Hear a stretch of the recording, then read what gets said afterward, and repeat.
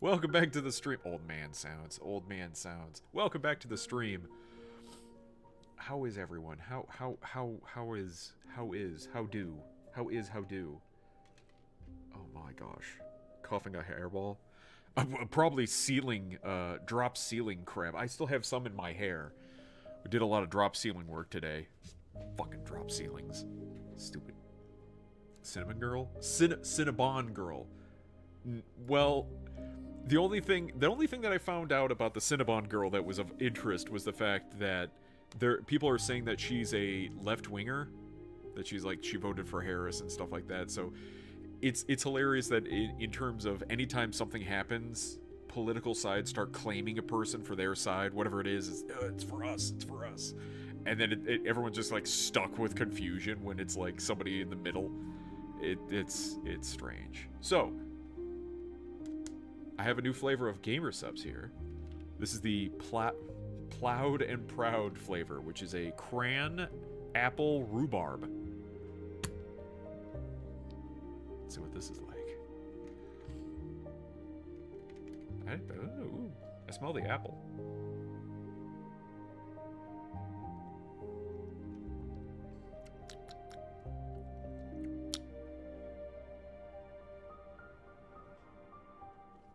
It's not as tart.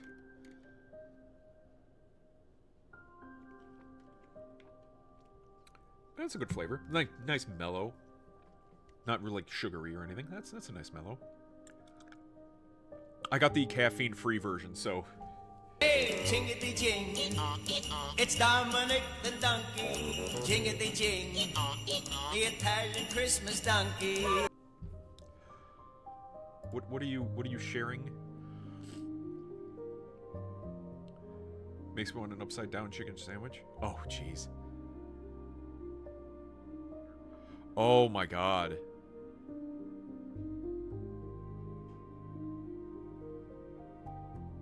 Yeah, to drill and stuff and to have it all go in your face. Jesus Christ.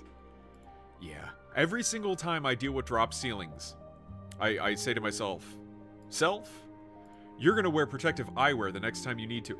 I never do. I'm gonna have to buy protective eyewear. Because I am sick and tired. Just put it in my truck. Because I am sick and tired of dealing in drop ceilings. And I'm moving that tile and it just... every fucking time. And then I'm wearing my hoodie. And then the hood is on my hoodie and it traps all of it like a big bucket. Trash. It's trash. But anyway. What is that donkey thing from? It sounds terrible. Oh my god, you don't know Dominic the Donkey? You Philistine. It's a song. I can't spell it.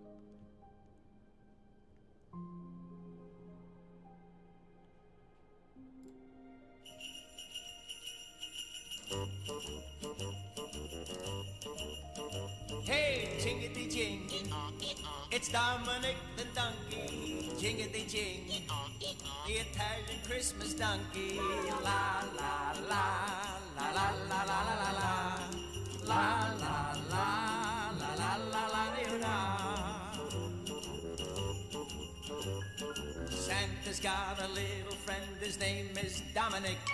The cutest little donkey, you never see him kick. When Santa visits his paisans with Dominic, he'll be because the reindeer cannot climb the hills of Italy. Hey, jingity-jing, it's Dominic the... Really? None of you? None of you have heard Dominic the Donkey? This is 6 years ago. It's more than that. Jingity jing it's Dominic the Donkey. Jingity jing Dominic the Donkey Wiki. There's got to be. I'm not Italian.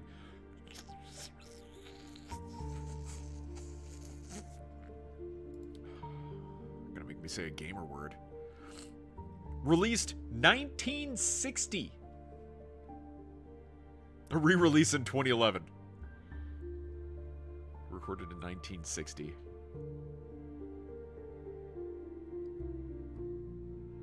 Songwriters Ray Allen, Sam there. Salzberg, and Wandra Merrill.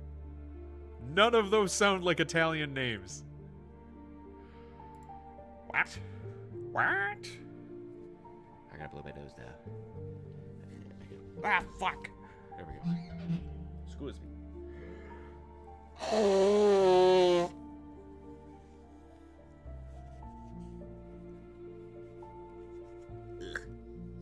Anyway, so a movie I watched over the weekend was the One Piece.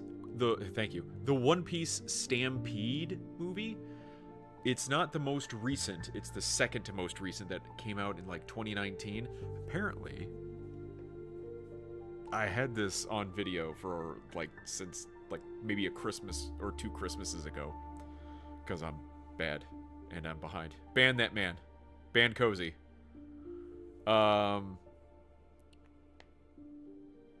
Which one was it? So it's the 20th anniversary of One Piece, and it felt like just like a fan servicey type thing. They did like a lot of return of previous characters and just kind of like showcasing them and stuff. It's fine. It just doesn't feel like it's one of the great, like, good One Piece movies. The weird thing, still nothing from the One Piece anime remake. Oh right, they were supposed to redo. Jesus, that's a lot of work.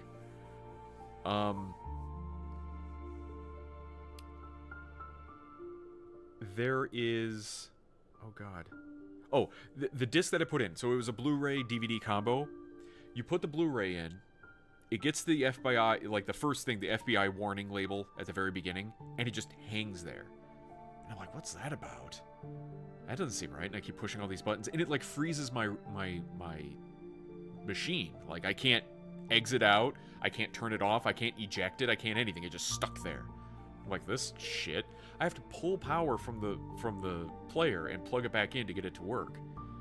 So I try that one more time, it freezes. I'm like, fuck it. Let me try the DVD that's part of the combo pack. Put the DVD in, brings up the FBI warning label, and then goes right into it. Goes right into the menu. I'm like, what the fuck was that about? Reading online, there's things like region locks, or like, it's not region lock. The DVD worked. Why wouldn't this one? And you would usually do something else. It wouldn't just freeze at the beginning. If the disc is dirty, I'm like, well, it's brand new, and I looked at it. It looks pristine. I don't know what to tell you. Try it in a different player. I'll have to do that to see what's what, but it's just a weird thing.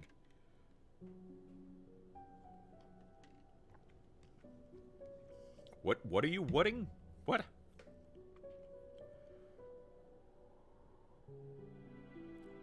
Anyway, Dominic the Donkey. Know it, love it. What was even at the boxes? Oh, Friday Nights at Freddy's. Five Nights at Freddy's came out December 5th, so this is its first opening weekend. It made over $100 million. It's making over $100 million. That's pretty good. Pretty good. Cozy said he saw it. Steve doesn't get the meme. What a boomer. I don't know what you're talking about. You can't just write... Okay, there's a lot of memes that you can't just, like, type out and it makes sense.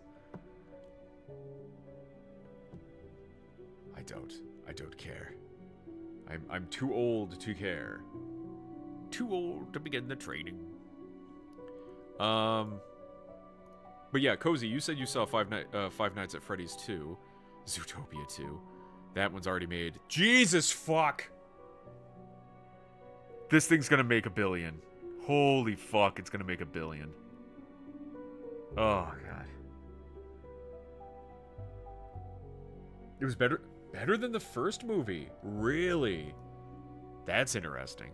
What, does Freddy's even pay their nighttime security? I don't remember if they actually showed that. I could have sworn there was a part of the game where they showed your check, and everyone was like, "That's not enough money for what I'm doing." Wicked. Interesting. Wicked, November 21st wide. Zootopia 220. Oh wow, people are going to see Zootopia more so than Wicked. I guess. Yay. It was $7 an hour, but that was in 2014. Still not good. I don't think I would. What? How much did I make for my first? What the fuck? For my first job, I think it was like 10 or 12.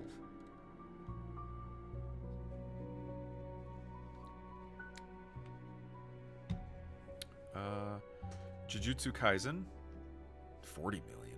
Holy shit. Anime strikes again. Now You See Me, Now You Don't. Wow, wow. Doesn't seem to be making that much. Well, it's a night guard for a rundown pizzeria kids that plays that's dying. With shady antics. Yeah, so they can't get anyone. This is the first I'm hearing of Now You See Me, Now You Don't. It's the sequel. How many? I think the third? Hang on, let me see.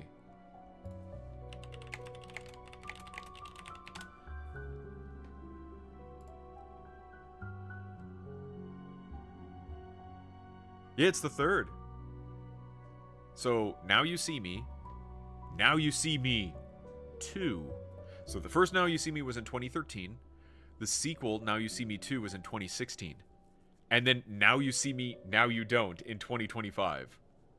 They decided to wait like a decade before doing another one.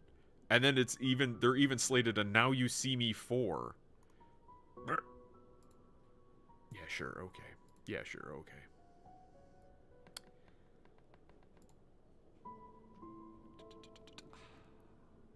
Kill Bill, The Whole Bloody Affair. I would like to see that. I don't know if I can see that in theaters. Theaters. How much did The Running Man? It's not even cracking 100 mil. Holy shit. I'm sure people will be like, it's a cult classic. Like, sure. Sure, you think that, buddy. Where the first game takes place in the early 90s. Oh, does it? How? I thought that... Well, I guess you're using cameras, and you're looking down at the camera. You're not... I thought they were using a tablet. And you get paid $120 per night. But I thought he was using a tablet to look at the screens.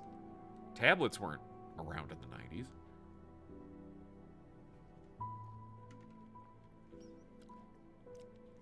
Do you think Paramount is going to break the Netflix Warner Brothers deal? I don't know. I was going to look that up. Okay, so as of Ars Technica, which was of a little bit ago, Netflix plans to own HBO Max, DC Comics, Harry Potter to face regulatory scrutiny. That's a weird sentence to say. The bidding war is over and Netflix has been declared the winner. After flirting with Paramount, Skydance, and Comcast, Warner Brothers Discovery has decided to sell its streaming and movie studios business to Netflix. Out of those, I don't know who would even be good. Can you... Hey, Deg. Merry Christmas. Where you been at? I've been here. I'm drinking game with subs. I don't know, man. The wiki said the first game was in the 90s. Well, then it has to be true. 93 specifically. Nothing makes sense anymore. Of the people who could buy Warner Brothers Discovery of Paramount, Skydance, Comcast, and Netflix, I don't think any of those are really the winner. The reason the tech looks more high-tech is because FNAF is hyper-advanced. Oh, that's true, because look, the robots were supposed to be of some high-advanced thingamahoo-ha. $72 billion acquisition. Netflix will pay an equity value of $72 billion, or an approximate total enterprise value of $82.7 billion for Warner Brothers. All of Warner Brothers Discovery has a $60 billion market value, NBC News notes. People have joked that if Netflix can slap down $72 billion, then they cannot get butthurt when we share passwords. State-of-the-art tech like the touchscreen TVs on Jurassic Park. They've had touchscreens for a while. It wasn't necessarily that the screen itself you could touch. It was like there was a border around it. I've seen touchscreens where it's like a laser grid, and it detects when it's broken, where it is, and that's where it knows where the selection is. It's not that there's actually like a pressure sensor behind the glass. It's that there's like a invisible grid. The first FNAF pizzeria used wireless connections for the animatronics to move around. Wireless. The acquisition will take place after Warner Brothers Discovery completes the split of its streaming and studios businesses, which includes its film and TV libraries and the HBO channel, and its other TV networks, including CNN and TBS, into separate companies. So they're breaking it apart. Warner Brothers and Discovery Global, respectively. Warner Brothers Discovery split is expected to finish in Q3 of 2026. Additionally, Netflix acquisition is subject to regulatory approvals, WBD shareholder approval, and other customary closing conditions. Netflix expects the purchase to net it more subscribers, higher engagement, and, quote, at least $2 to $3 billion of cost savings per year by the third year, its announcement said. What the fuck is that? Cost savings? What? There was also touchscreen LCD screens that you could only couldn't tap and drag. Yeah. But the animatronics was still really advanced. It's a Unix system. Fuck off!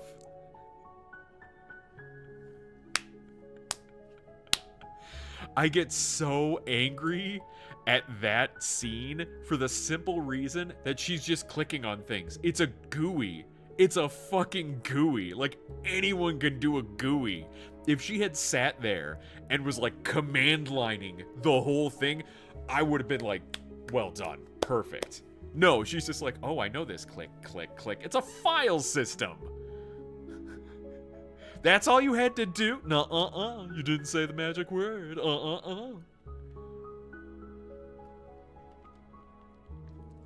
Jesus. Netflix co-CEO Greg Peters said in a statement that Netflix will use its global reach and business model to bring WB content to a broader audience. Oh no. They're trying to get a broader audience. Better than hacking in Cyberpunk. It's a puzzle. Please, goddamn it, I hate this hacker crap. I keep forgetting Samuel Jackson is in Jurassic Park. I just forget it. And then he's in it, and I'm like, yay, Samuel Jackson.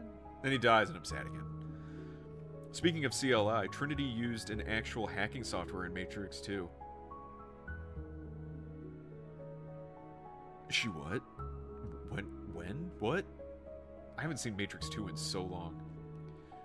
Some Windows hate. I got a new laptop with 32 gigs of RAM. I barely put anything on it. Fresh boot, and Windows already eats 25% of the RAM.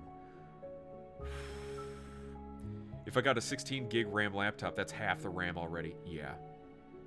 There's new dude. There are tools and some guides online you can look for to like de-bloat Windows that may help performance.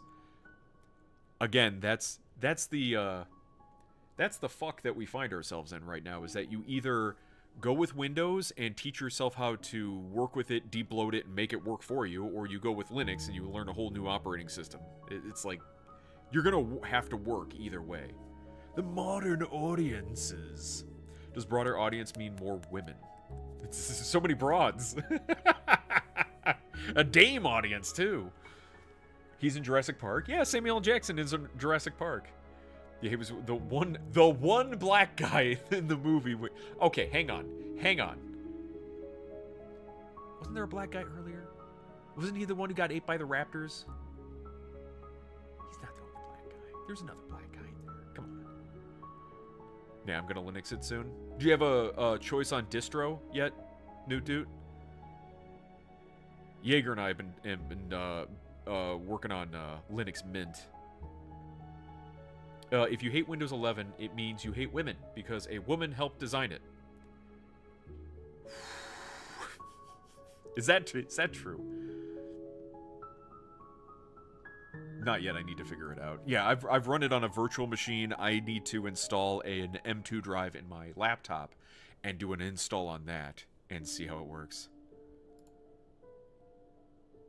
Oh. She uses Nmap to find an open SSH server and then uses SSH1 CRC32 exploit, which was actually a real-world exploit back in 2001. That's cool. Back when those things were a thing that were things. Dude, Sam Jackson was the one that got eaten by the raptors. That was his arm on Laura Dern, you racist. No. There was at the very beginning, I'm talking at the very beginning of the movie, when they're transporting the raptors, and you have, what's his name? I want to call him McDougal. It's not McDougal. Muldoon. So you have Muldoon, who, you know, they're putting it as like the shoot, that guy who was standing on top of it. He wasn't a character, he was a character to me, damn it. It's still real to me, damn it. I think in the books, doesn't he... It was Joffrey. Doesn't he just lose a leg or something in the books? Like, he survives, gets eaten. I mean, he gets eaten in the movie. Like, oh, we don't know. He was Hispanic? Damn it!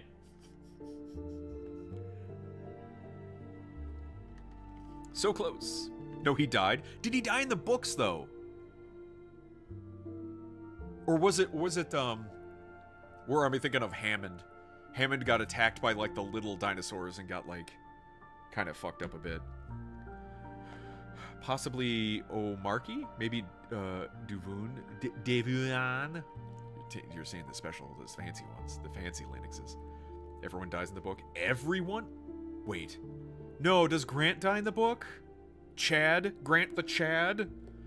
Windows 11 GUI design was led by a woman that never used Windows before and only did print design before. Yes, I did hear about that. They keep doing shit like that where they're like, hey, how about we get somebody who has no idea what this thing is and have them lead it? And they pat themselves on the back like it's some grand idea, and then it turns out to be a clusterfuck. I'm mostly upset at the fact that every single day I hear something new that Windows 11 is doing awful. It's got bloat, an update will make it unsecure, or lock up your system, or delete your hard drive, or any number of things. It's like, what is going on? Can't you be stable? Like, start it being stable, and then start adding stuff? Some have argued that what Microsoft is trying to do is just like constantly have features, updates. Got to keep them shiny, dangly keys, instead of doing the proper safe route for their operating systems, which is like, hey, we'll take care of you. It's a stable system. If you want to do something, you can do it as the user, not we force upon you new features that break your system. I died in the book. Mab dies in every book. Yeah, they examined the body. His entire back was basically got slashed. Oh. I would not want that. Almost all the main Linux distros are captured by the Wokies now. Yes, but I think in the conversations that I've had with my friends, we've basically said, like, it's up to you whether or not you want to add it or not. Like, you can get the plain vanilla distro. It just so happens that there's these other ones there, but you don't have to install it. You don't have to acknowledge it. You can get rid of it. There's nothing there. Hammond was an asshole and got eaten. The end. Dr. Wu died. Man, they held on to Dr. Wu too fucking long in this series. The lawyer was a badass and bazooka to Raptor. Did he really? Holy shit. I thought Muldoon was like... they talk about how he was even more of a badass in the books.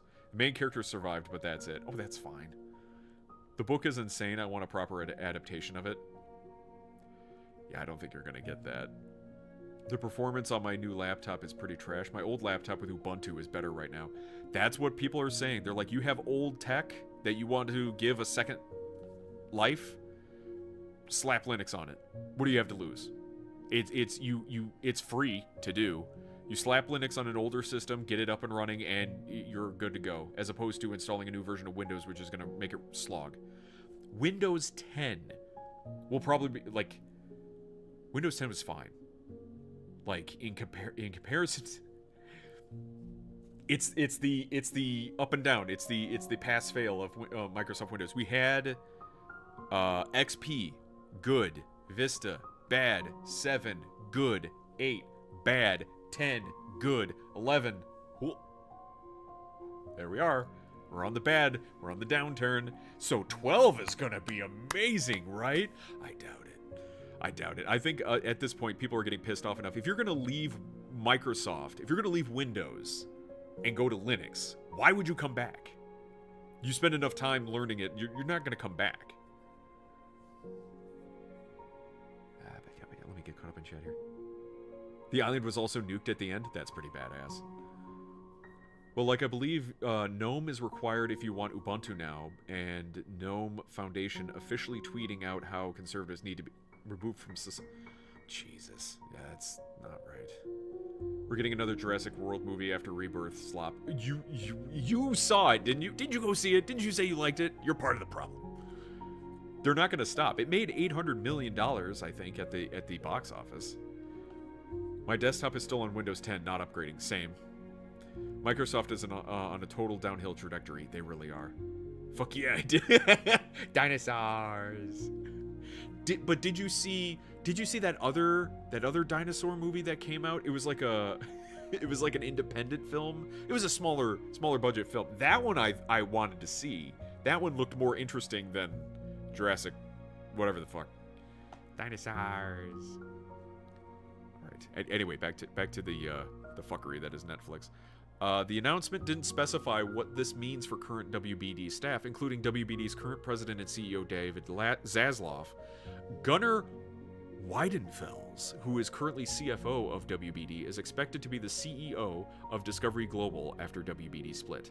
Netflix to own HBO Max. Netflix will have to overcome regulatory hurdles to complete this deal, which would evolve it from a streaming king to an entertainment juggernaut.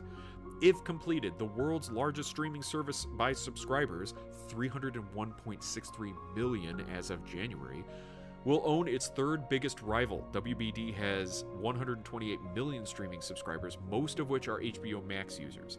The acquisition would also give Netflix power over a mountain of current and incoming titles, including massive global franchises, DC Comics, Game of Thrones, and Harry Potter.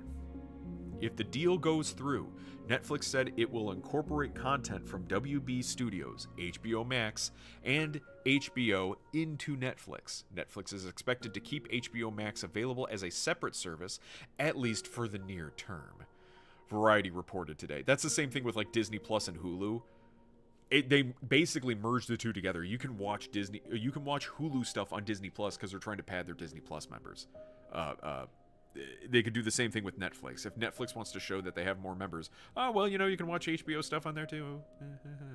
Primal War. Yep, that was it. Or no, Primitive War. Yeah, that was one. I remember it began with a P. I hope Netflix doesn't get to own Warner Brothers. HBO is basically their main competition, and they will have no motivation to do anything better ever again. Yeah, they'll crack down more on the password sharing and all their crap. The thing that's frustrating is then who's up next? So like Paramount is throwing some fits about like they don't want it to happen because it should be illegal. I think it's sour grapes that Paramount wanted to be the one to buy it. That's the only reason they're throwing their hat in the ring. Primal is the Gendy animation, which is getting a third season, and thank God it's not about the daughter. Oh God, there's a daughter? I'm so behind. I hope the deal gets blocked. Yeah, but I just feel like they'll block it, but then they'll be like, but new thing. Like, somebody else is going to try to buy it. There'll be new fuckery.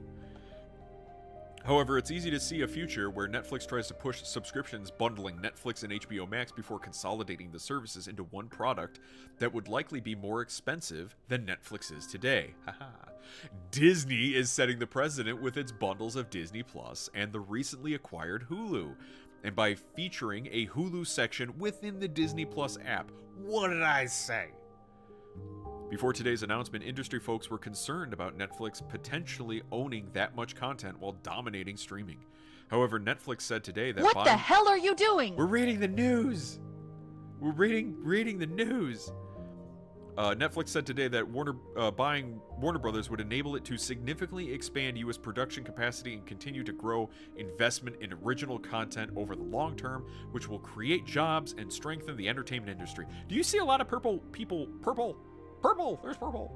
Do you see a lot of people working for Netflix? Do you know a lot of people who say they work for Netflix? Do you really think this is going to create jobs? I doubt. I mass doubt. If the deal gets blocked, doesn't Netflix or Paramount have to pay Warner Brothers $2 billion? Possibly, but I think they have the money. Also, you saw that Netflix considered buying Disney? No.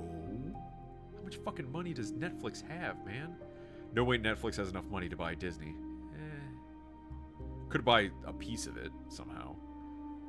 I don't see a lot of purple people, no. How many people are you choking? Oh, no, that's not where I thought you were going.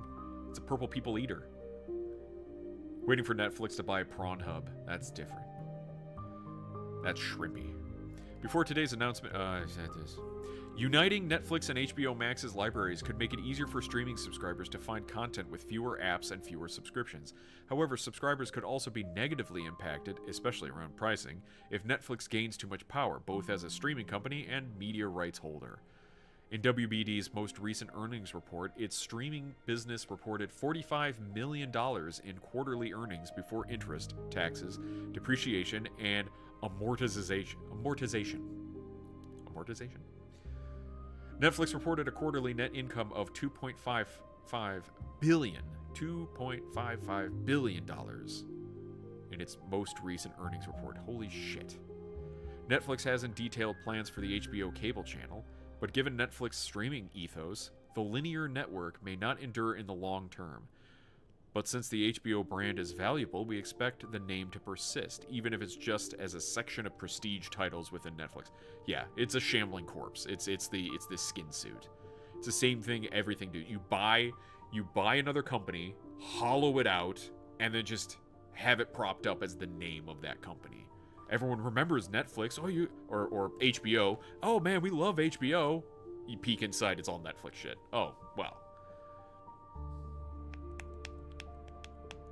Apparently Netflix has around 440 billion. Jesus.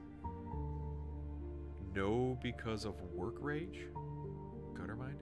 What? Work rage. What? It's the screaming.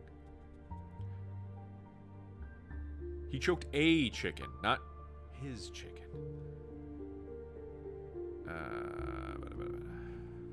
A noose around the theatrical marketplace, and this is now addressing what does this mean for theaters. Among the stakeholders most in arms about the planned acquisition is the movie theater industry. Netflix's co-CEO Ted Sarandos has historically seen minimal value in theaters as a distribution method.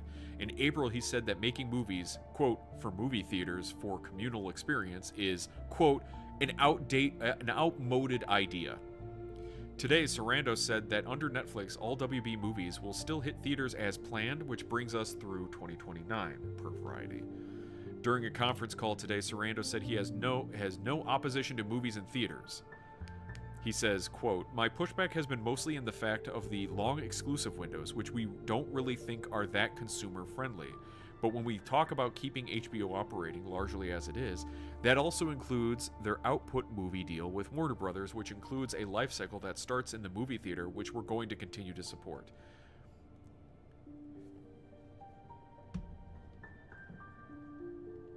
I'm like a new reporter. How many cheese points to get you to do that? That should be... Wait, what? To read something as a news reporter? To read a comment as a news reporter?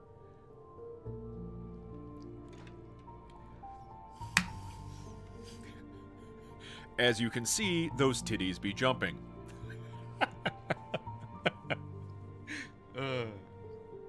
It's like that one lady. She was reading all the comments. There's like something like an oatmeal, like she was thicker than a Snicker or something like that, and she was reading it in her like reporter voice, and it was like, ah, damn it, I would sniff that donkey. What? Yeah, this guy has been kind of caught a couple times saying some things about movie theaters that it really... Now, he is not entirely incorrect in the fact that theaters are starting to dry up. Or have been for quite some time. They've been hurting. And he's seeing it from a business standpoint of like, why are we still trying to sink money into these theaters? Why are we trying to save theaters when we can just adjust around the consumer and give them what they want? For a cost, of course. And they see it as it's not consumer friendly to hold a movie into the theaters instead of just giving it to them. Well, you're not giving it to us. You want us to go to the theaters, and that's not they feel like it's demanding of people to have them put on pants and go to this theater and watch a movie, which it kind of is, especially when theaters are kind of getting trashier. That's the thing. You have like there's again all the food and drink and booze and stuff that you put in the theater to get people in there, and it's still not enough. People aren't like gonna go to your theater when they could just sit at home and do whatever. Are theaters doing bad because people don't want to go, or because most movies aren't worthy of spending the money? It's a bit of both, I want to say. Probably more so, most movies aren't worth spending the money, because after COVID happened, a lot of theaters were saying, it's like, oh, we're hurting. Oh, everything's going bad because of COVID. And then the Spider-Man movie No Way Home came out, and it made over $1 billion. And it made every single theater shut the fuck up. Because you can't be saying that you're hurting and people aren't going back to the theater when we just had a Spider-Man movie make over $1 billion. People went to see Spider-Man. People went to see a movie they wanted to go see. Doesn't even matter what it is. So for them to sit back and be like, oh yeah, we're all suffering, it's because oh, they don't want to see the good movies. No, they do. You're not providing the good movie. And now with Marvel being on the downturn, it's going to be really interesting if they have Doomsday come out in theaters, what people are going to try to do. I have a feeling there's going to be a lot of interest. Like, you have the regular normies that are just going to go see it because it's a Marvel movie.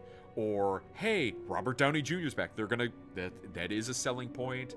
All these people coming back, that's a selling point. But they're not going to have any idea what's going on in the story, I feel. Because the story's pretty much trash at this point. It's multiverse bullshittery.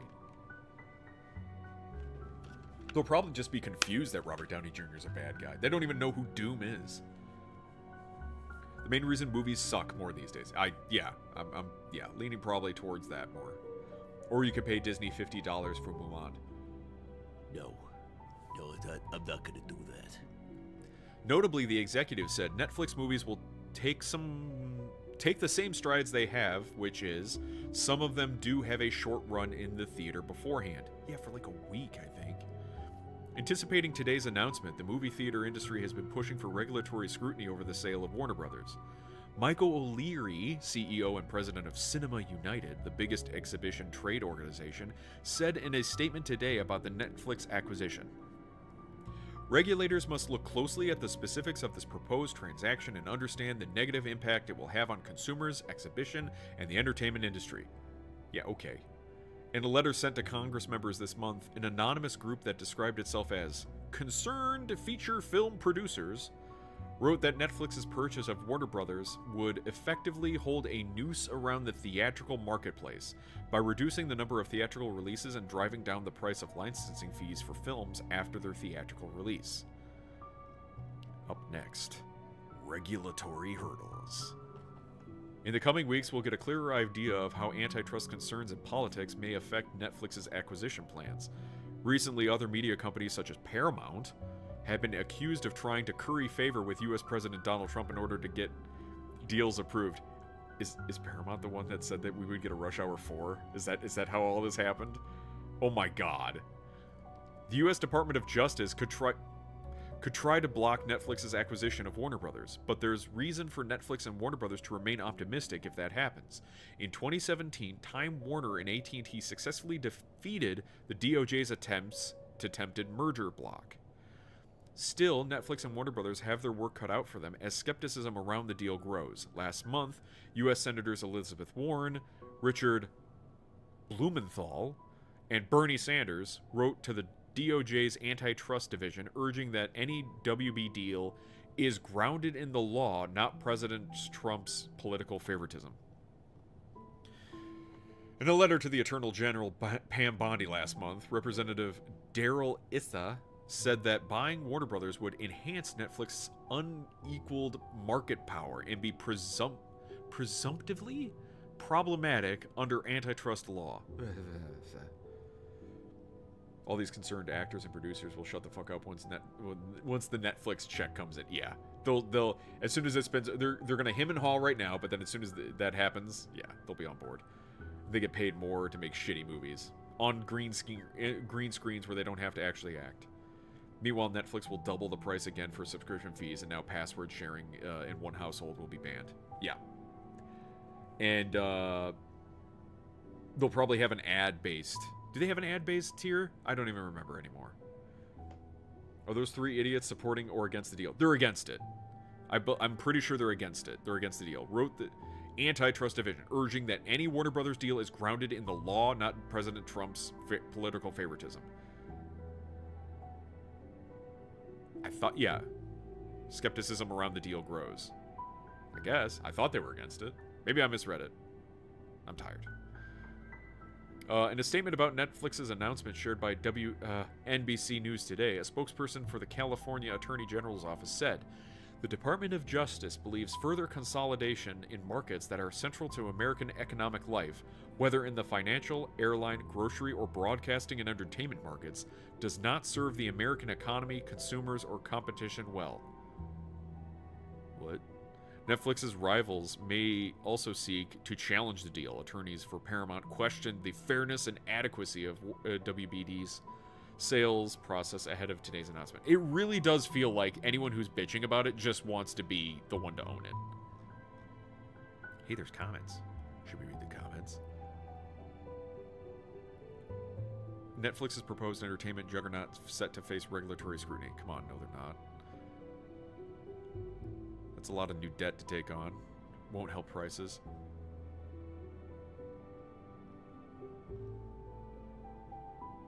Streaming service fees, pirate, yeah. It's worded really weird. It's a lot of jargon, yeah. When three of the worst people you know have a good idea. Right? I don't know, man. I don't know. The fuck you say? Remember years ago when the guy running HBO said their goal was to become Netflix faster than Netflix became HBO? What the fuck? Paramount will oppose the merger and is run by the son of Larry Ellison, who is supposedly chummy with Trump. Yeah, well, there you go. And then this other article from CNBC, why Netflix is making a big mistake trying to buy Warner Brothers Discovery, according to top analyst. Oh, wait, read this article and get essential investing tools with CNBC Pro. Yeah, fucking ain't doing that. Bye. I ain't subscribing to shit. Dick Lamont lurking and a jerkin. He's jerking and a lurking. Lurky jerky. Jerky lurky. Holy shit, look at those reviews for Five Nights at Freddy's. That's a stark difference. So what do the critics not like versus the audience like? 1 year has passed since the supernatural nightmare at Freddy Fazbear's Pizza. The stories about what transpired there have been twisted into a campy local legend, inspiring the town's first ever Faz Fest. Hey, Mingo! Thank you for the 47 months. Thank you so much. Ah, my leg itches. Former security guard Mike, that's just his name, he's just Mike, Josh Hutchinson, and police officer Vanessa have kept the truth from Mike's 11-year-old sister, Abby, concerning the fate of her animatronic friends. But when Abby sneaks out to reconnect with Freddy, Bonnie, Chica, and Foxy, it will set into motion a terrifying series of events revealing dark secrets about the fucking who cares. My back. Okay, let's see. Hang on. All right. So, oh, that's interesting. They changed the layout for the reviews. All right.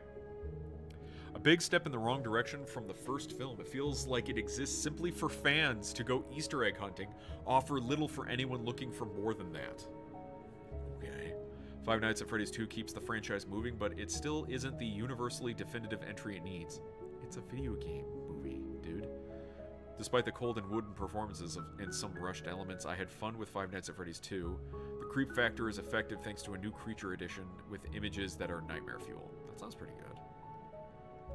I'd recommend you do what the characters in the film should have done. Never go back to Freddy's. Far worse than the first film. Cawthon's script is nothing but a loose collection of Easter eggs for game fans. Tammy's direction is poorly suited for action and jump scares, and none of the actors have anything to do. Did anyone give... Okay, there we go. A sequel that improves on the original and sets up a third. Okay, Abby. D-, D-. C+. It's barely passing. Looking at Outlander merchandise, I see you were looking at Five Nights at Freddy's. Play the Billy and Grimm clip. Which one? FNAF 2 is better than the first movie. These critics are dumb. It's just surprising. They're all like curmudgeon-y. I assume the movie was specifically meant for the game fans and not randos stumbling into it. Again, that's probably the point. I go to a Mario movie to see Mario shit. Like, who goes to a Mario movie and be like, they didn't explain how he can go through the pipes. Okay. So?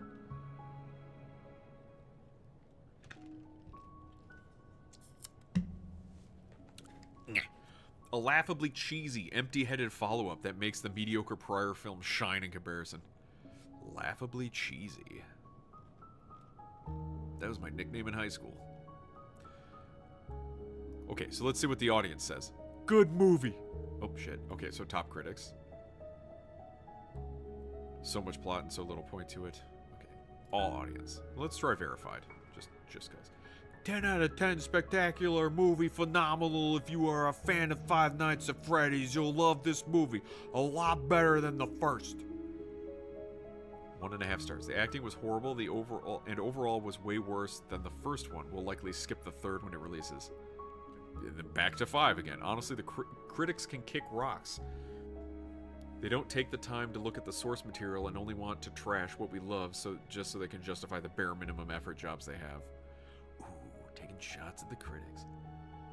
The Billy and Grimm cinematic masterpiece clip? What?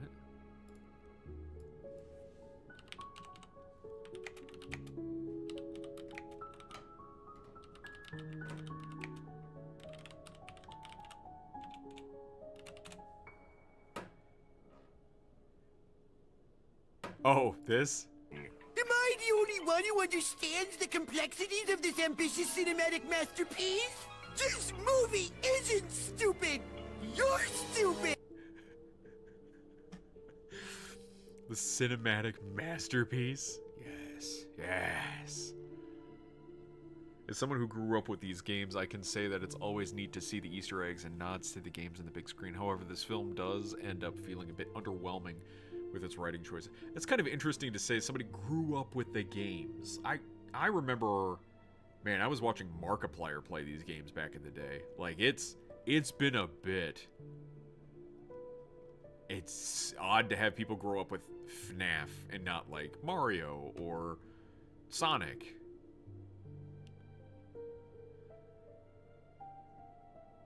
Yeah. The movie was really good, but the experience was horrible due to the fact that there were people speaking loud, interrupting the whole movie. Can't exactly rate the movie for that, but yeah.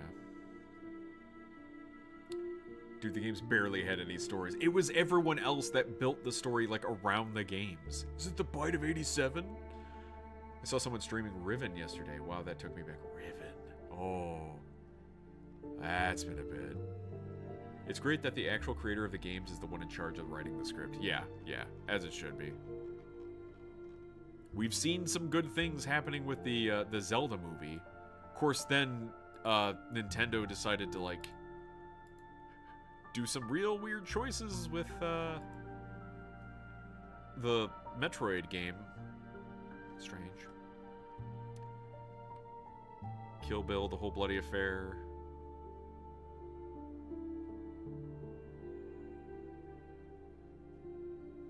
Excuse me. Let's see. He takes a lot of the great theories from the fans and implemented them in the movies. Oh. So it was like, who came first? The chicken or the egg? A reimagining of the controversial 1984 cult horror classic. When Billy witnesses his parents' grisly murder on Christmas Eve at the hands of Santa, it ignites a lifelong mission to spread holiday fear. Every Christmas, he dons the jolly red suit and delivers a blood-soaked massacre to feed his twisted sense of justice. Okay. That seems pretty fucking dumb, if I'm being totally honest.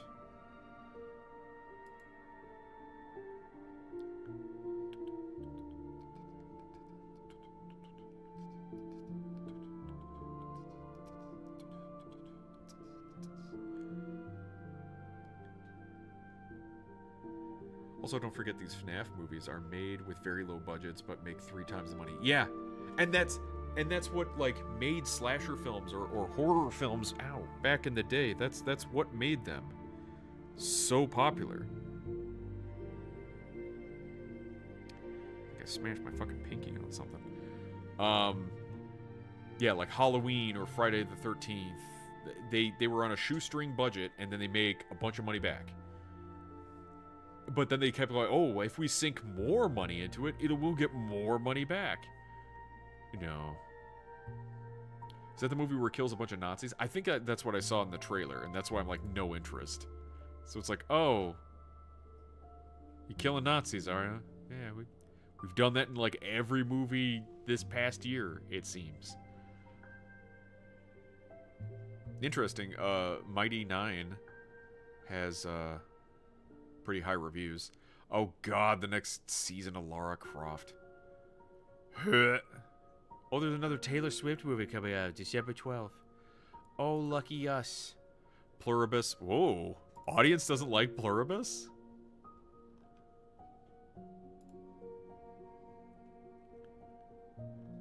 Why don't they like it?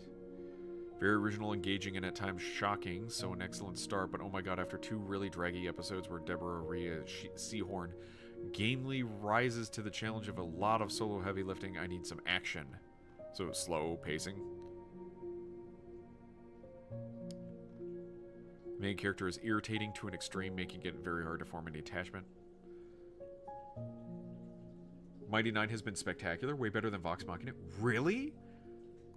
I could have sworn, I forgot who I was talking to, but we're saying that, like, it's not as good as Critical Role because, like, where Critical Role are, like, these people trying to be heroic, it's a bunch of, like, assholes in it, but Pluribus is dragging.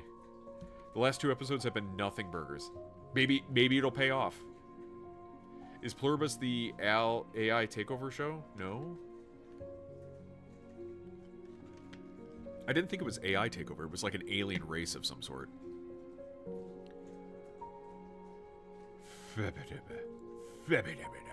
Oh. We're getting pretty close. The Abandons. It's not looking too good for the Abandons. Look like people abandoned the Abandons. Abandonedly. Troll 2. Welcome to Derry. Decent reviews. Landman. Oh, audience doesn't like Landman. Jesus. Yes, Mighty 9 is great. Well, then fuck. Now I have to watch it. You bitch. Or at least check it out. And then yell at you when you're wrong. Or maybe I've heard of people say it's an allegory to AI. Or maybe it's a different show.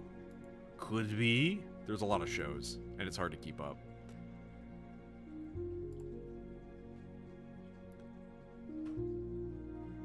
Interesting. A lot of people saying for Stranger Things it doesn't really go anywhere. They're upset by it. But of course there are a bunch of people giving like mostly positive reviews. Still watchable and still entertaining. It's watchable. You can open your eyes and perceive the show. 7 out of 10.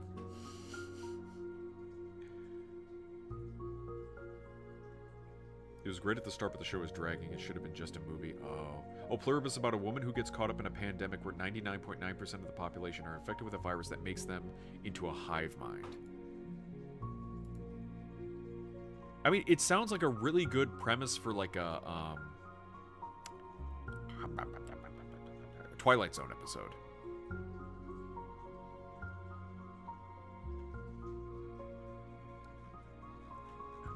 Or a short series with 4 episodes. Yeah, tighten that up. Tighten it. Twite like a twiga. Twite like a twiga.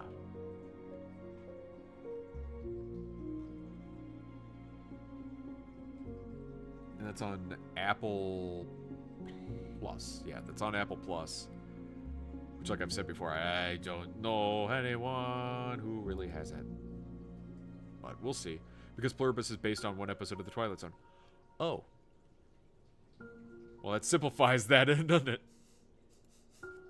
Hey, it feels like that thing. It is like that thing. Oh, okay. Thanks. All right, let's see here. See here.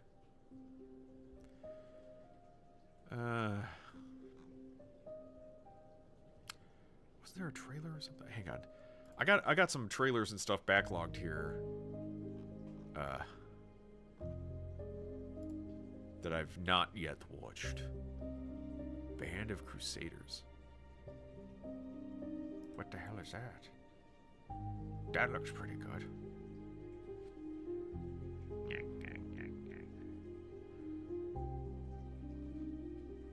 Matt Pat introduces Toy Bonnie at FNAF 2 party. Oh god. It's funny that Matt Pat, he's moved on to like politics and stuff, but he's still like tied to FNAF. Some are speculating it is a direct sequel. An alien planet light years away that is almost identical to Earth gets the same hive mind virus. Interesting. For every million people that watch Wicked, the stars get to eat 1 spoonful of rice. Somebody was saying that Ariana Grande? Areola huge tits. They said she's on like some 3-egg diet. Or they tried to confront her asking if she was on this 3-egg diet, and if of course she cried. That basically she only eats 3 eggs a day. That's it. It's like, I don't know. The last remaining survivors go to Earth for refuge, and now Pluribus is the sequel where the descendants of those aliens are immune to the same virus. Interesting.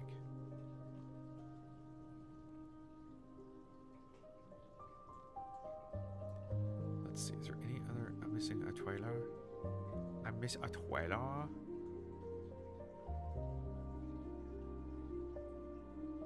Merry Christmas from Weird Al. Cozy purring cat ASMR. The first snow of Fraggle Rock? What? Why is it on Apple TV? What? Fraggle Rock? What? I am confusion.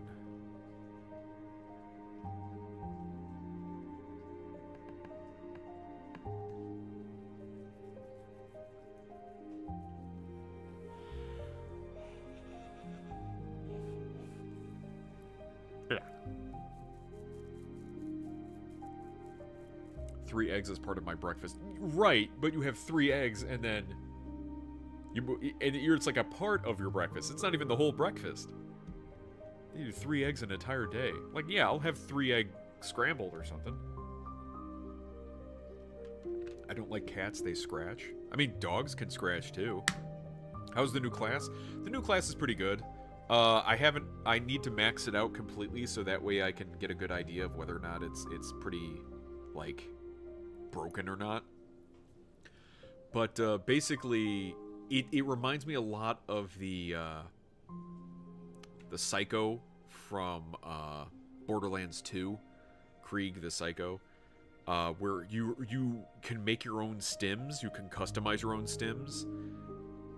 And when you do that, thank you for the lurk, Mugger Prime.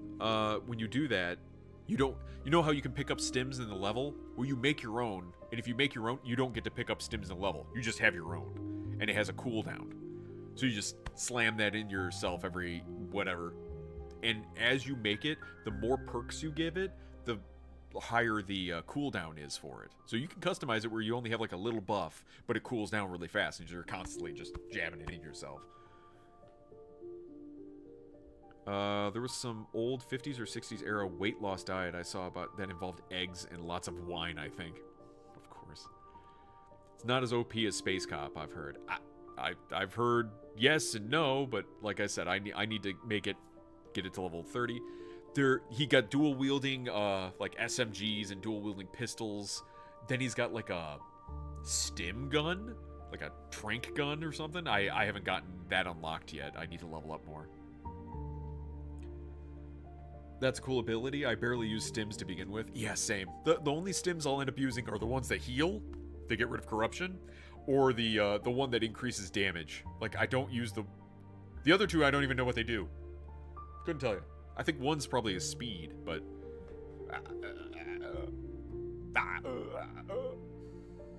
those are words, right? Eggs, wine, and cigs. Yes, of course. A balanced diet that anyone would be proud to have. What is this game? Band of Crusaders. The what? Not to satisfy its hunger, The what? but its pride. Even in paradise, the fall began with a whisper, a hiss, a single fruit. I feel like I've watched this before. Oh god. We sink our teeth into what should remain untouched. And in doing so, we break the seals meant to protect us from ourselves. In the year of the Lord 1307, Philip, King of France, Look at that leveled guy. accusations against the Knights of the Temple. Heresy, he claimed, spreading the word of Baphomet. But it was not the truth he sought, only their wealth. It has a wiki article? Is this Snow White? No, it's Band of Crusaders. Egg and wine diet. Looking at Ariana is enough to make us all cry, including her. Right. We need some good Crusade movies now. Yes. He could not have known that beneath their chapels lay vaults, locked away from this world, holding a secret far more dangerous than gold or relics. The king and his men reveled in their spoils, seeing only another plunder. They were utterly blind to the doom they had unleashed. What is it? But years later, the shadows began to speak, and the land itself would whisper of their terrible mistake. Beasts grew restless, the woods turned strange, and men began to walk in their sleep into blackened groves. Okay. And This the is gonna be like a realm card game. once meant for divine creation fell into the grasp of abomination.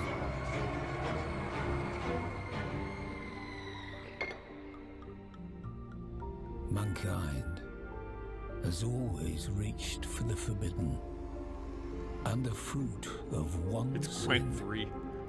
Yeah, the Dawn of War 4 story trailer dropped. We're getting Dark Angels. Anno Domini 1350, though perhaps no longer the year of the Lord. For prophecy tells of the coming of the 7 deadly sins to gorge upon the souls of mankind. Okay. And only faith and steel shall see us through this Play darkness, free demo on Steam and lest GOG. we all descend into damnation eternal. Band of Crusaders. Gameplay. Yeah. I need the gameplay. Ah, fuck. It's Diablo.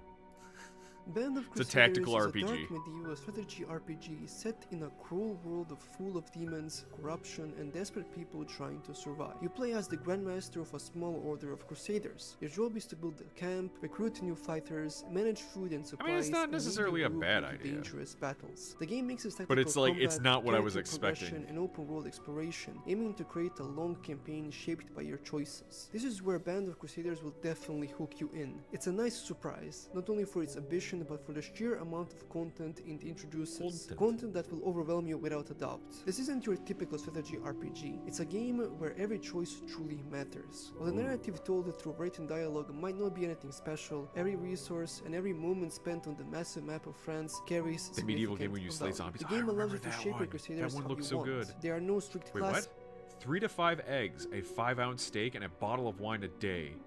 Got a 2018 revival. Jeez. Instead, the weapons and abilities you choose That's a lot of define their steak. role. You can build heavily armored knights, quick fighters, or archers. The camp you build also reflects your choices. You upgrade buildings, unlock new tools, heal your wooden crusaders, and try to keep everything prepared for the next mission. When you enter a fight, time slows down, giving you room to think without stopping the action completely. This system makes every fight feel unique and tense. Positioning This matters, doesn't seem that timing bad. matters, It just and doesn't using seem your like what I was expecting of it.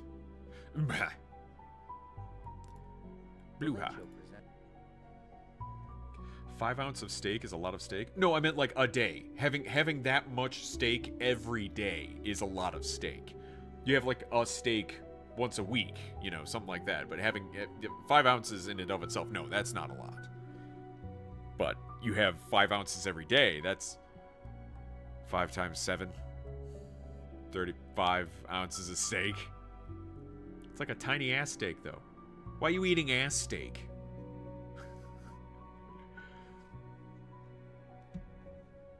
Somebody wants more steak. And that would be a mistake. Ho, ho, ho. Merry Christmas and Happy Hanukkah from Weird Al.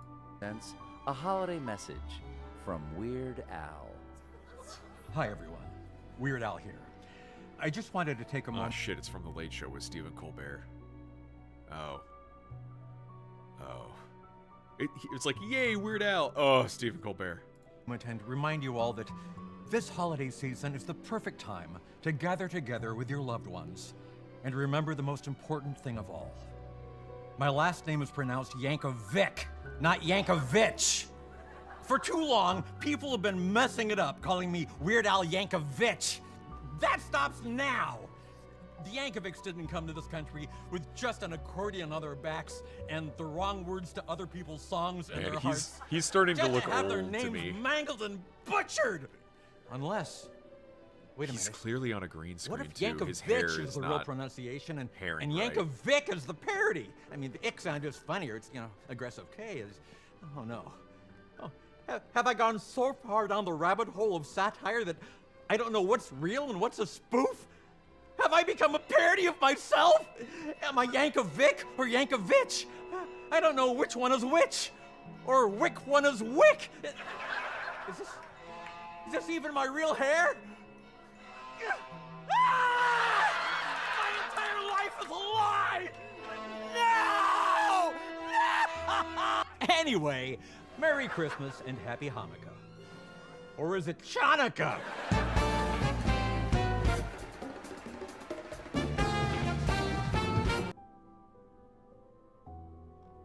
It wasn't that good. I think Weird Al's had better. Weird Al has had much better, better jokes and stuff. It would be interesting if he ever did oh god.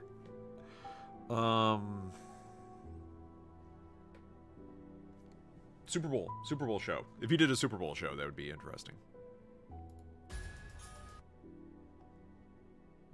Yeah, you, Stephen Colbert, basically. That's the worst part of it. K-pop Demon Hunters? What? Yankovic, what? What? Comments are turned off. Oh, because this is for Fraggle Rock, and because of its children, they turn off the comments. Let's start the holidays! I can't wait for the snow! I've been working on a sled. We will launch it the moment Gobo finishes his song. Great! Everyone's expecting my song, but I haven't even started writing yet. All I need is a starting place. Am I? In outer space? Fraggles are tiny. Fraggles don't exist with humans because they're tiny. Have they forgotten that Fraggles aren't like just regular Muppets? That they're like... Celebrate and spread the cheer. We need snow! All the rest of them. Can't start the holidays without the snow. What do we do? Do what you do best. Explore.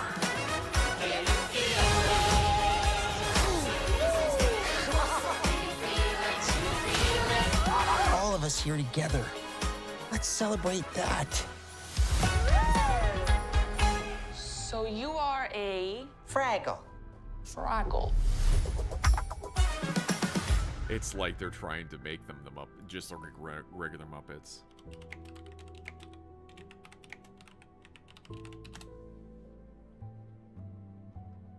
Hang on, let's see.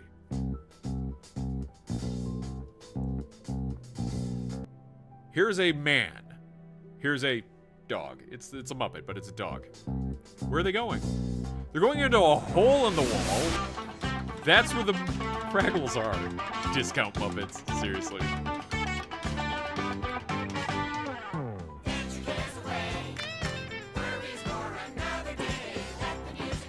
Clap, clap.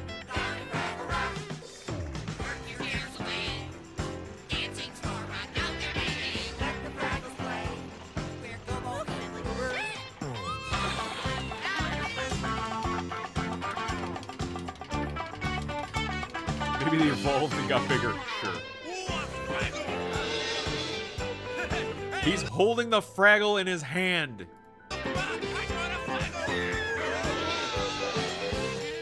Now maybe they're giants.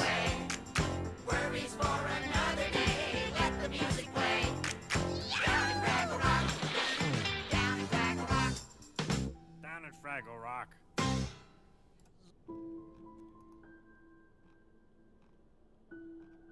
Yeah, I don't understand why that's not right. It's not right, it tells you.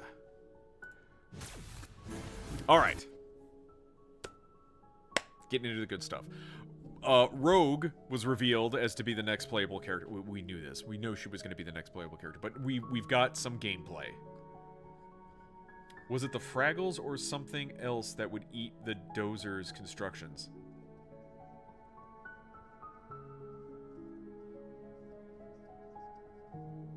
That's a good question. Hang on.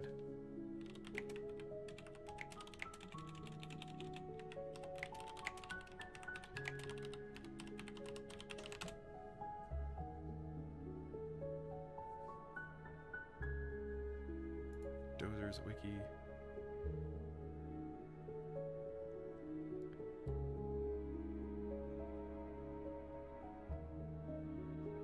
Yeah. Dozers stand approximately knee-high to Fraggles at 6 inches tall. 6 inches tall is knee-high to a Fraggle.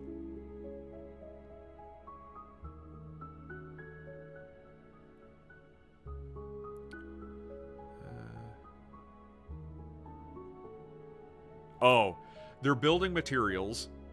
There's doozers, not dozers. Doozers, D-O-O-Z-E-R. Their building materials, doozer sticks, are made of radish dust. Doozer sticks are the Fraggles' favorite snack, and they love to eat the buildings that doozers build. The doozers don't mind their buildings being eaten, and making their building materials out of the Fraggles' main food source was not a coincidence when the Fraggles' main food source was passed with mushrooms. So I guess Fraggles just eat them. The end. Okay. Here we go. Let's see what the gameplay is like with Rogue. I'm very curious. I haven't watched any of it. I saw like that it dropped, but I was busy all day today, so I couldn't actually watch the video of what she does. So let's see. I really like her design. Your girl Rogue is ready for action. Hang on. I'm already Ready gonna... for action. Ready for action.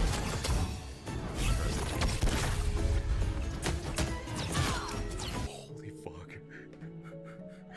She's already taller than Magic and stuff. Like, they're okay. She's gonna be the same height as Emma, right? Fuck. What is that? Hang on. Okay. We're getting to it. Okay. Got a left shift, a kick, that. Okay. She's got a lot of health though. What was that? 708. 700 health? Jesus.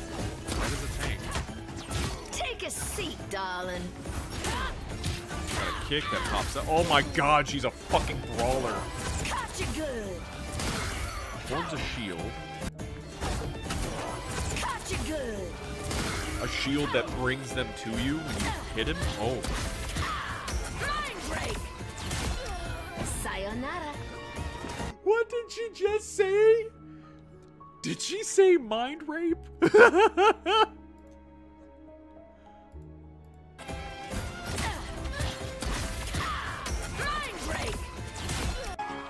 I'm not hearing it any other way.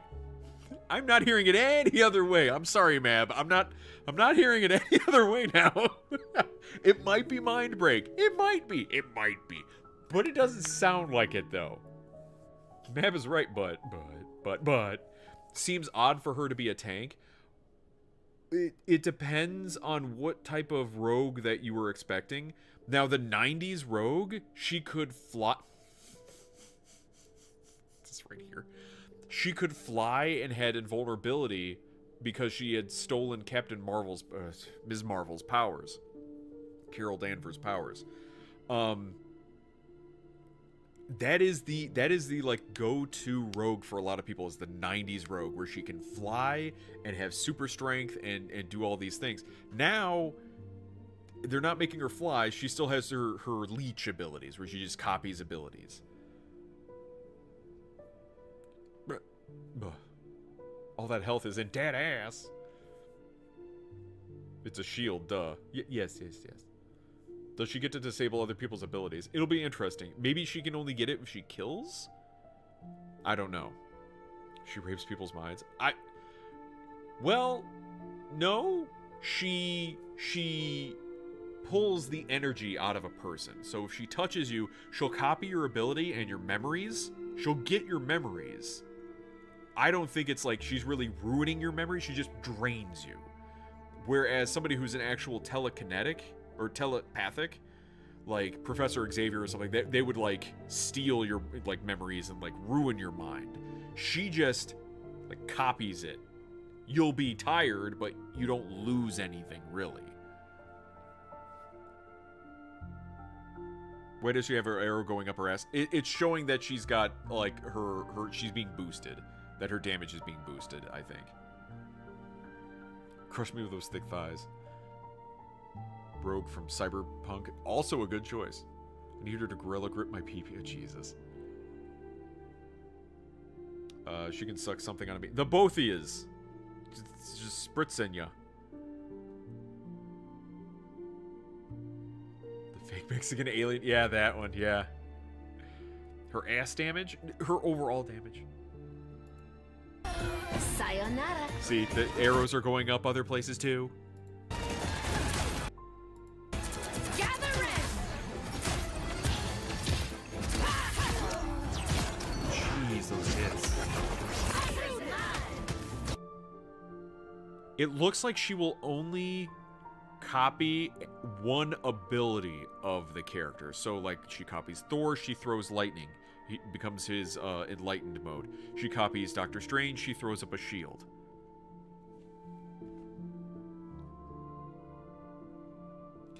It's kind of interesting because a lot for Rogue, she would copy like mutant abilities. I think they had some sort of restriction on what she could copy. But I understand it from a game standpoint. She's going to copy a move of them. It's like, does Rogue know magic? Like, you're not copying an ability. Doctor Strange learned magic. It's not, I don't know. It's kind of interesting. Get lost in the weeds of that. Why does she have cat ears when the pink form? I don't know. Because she copied Psylocke. I don't know why she had those little, like, cat ears. She has way more mobility than Emma, too. And that's a huge key for being a good tank is proper mobility. I feel like Emma just can't get places. Magneto moves really slow, but he's a frontline tank. It makes sense. Doctor Strange can move really slow, but he at least has flight. He has some sort of mobility. Magneto has hardly any. Thor can jump. He has a zoom. Hulk can jump. Penny can wall run, which is a little decent. Emma just has a shield, but she's good at, like, she's kind of a frontline tank, but she can also backline pretty well. It's a mix. Emma mains it's so over. New muscle mommy tank is here. Yeah, but Emma's still showing off more booba, so... Yeah, they went into that Gambit Magneto team-up story. Oh, okay, that's right. Is Storm in this game? Yes, she is. Kohan is Neko? What? Who dat is? This is Rogue. They added Rogue to Marvel Rivals, or they're going to at the mid-season point. They're going to add Rogue to it. Emma needs to have more health. I think they buffed her with more health. I think they did, but we'll see. Yeah, so see, she copies Emma's ability. She turns into Diamond, which she was already punching, so that seems okay. Shield for Doctor Strange. Walls for Groot.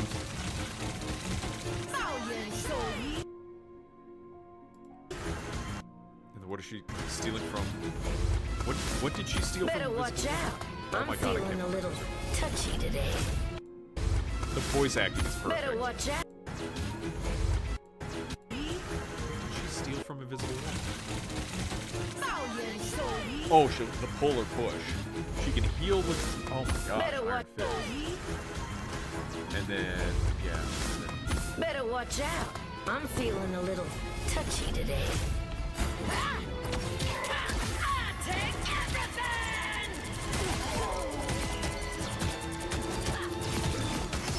Oh, that's a huge AoE. Sugar.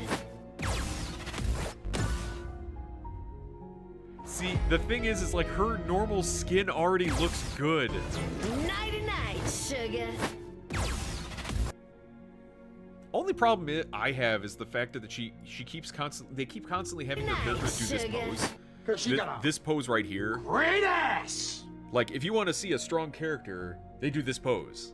But it's the same pose. Can we get a different pose?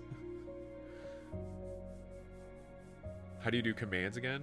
Yeah, the exclamation point. The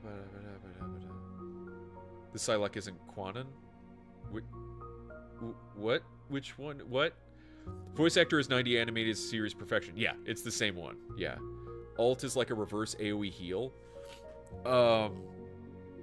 What, you mean damage? It does damage? It looks like it just kind of...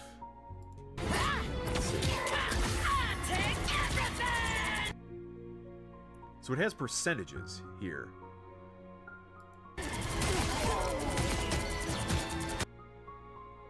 Doing a lot of damage. Is it healing her? It is healing her, as it doesn't. Nighty-night, sugar. See, that would be a good thing for a tank. As you deal damage, it heals you, so you can tank even more.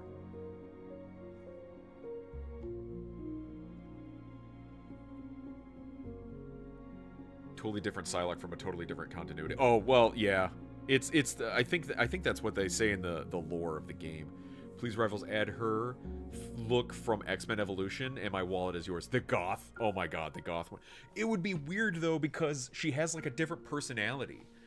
The Rogue from the 90s, this version of Rogue here, has a more lighthearted and flirty, lovable, which we don't get anymore. We don't get the flirty Rogue anymore. She has a more flirty persona here. The Rogue from X-Men Evolutions was goth. She was dour. She was more stoic. It's like reverse Luna Snow, right? Yeah, she's healing herself and dealing damage in an AoE. Right. Instead of healing all around you, damage all around you. Right. Get her voice actor back to... They're not going to swap voice actors. I don't think they swapped voice actors for any of the characters for a different skin. I'm pretty sure. That's the best Rogue costume. You bitch. You traitor. Yeah, but I like Goth Rogue. Fine. What's her gameplay look like? Hang on.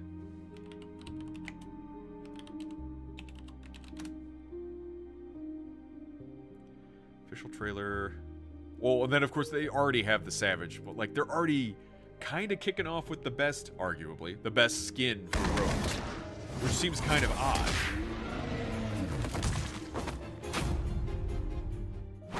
Jesus.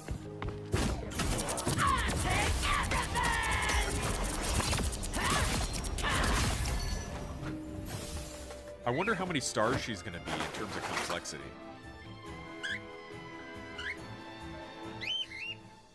I am Bird.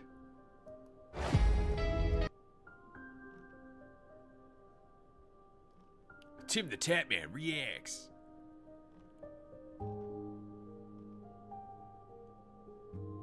Oh, upcoming game stream. Oh, fuck me. I forgot. The Stream Awards happened.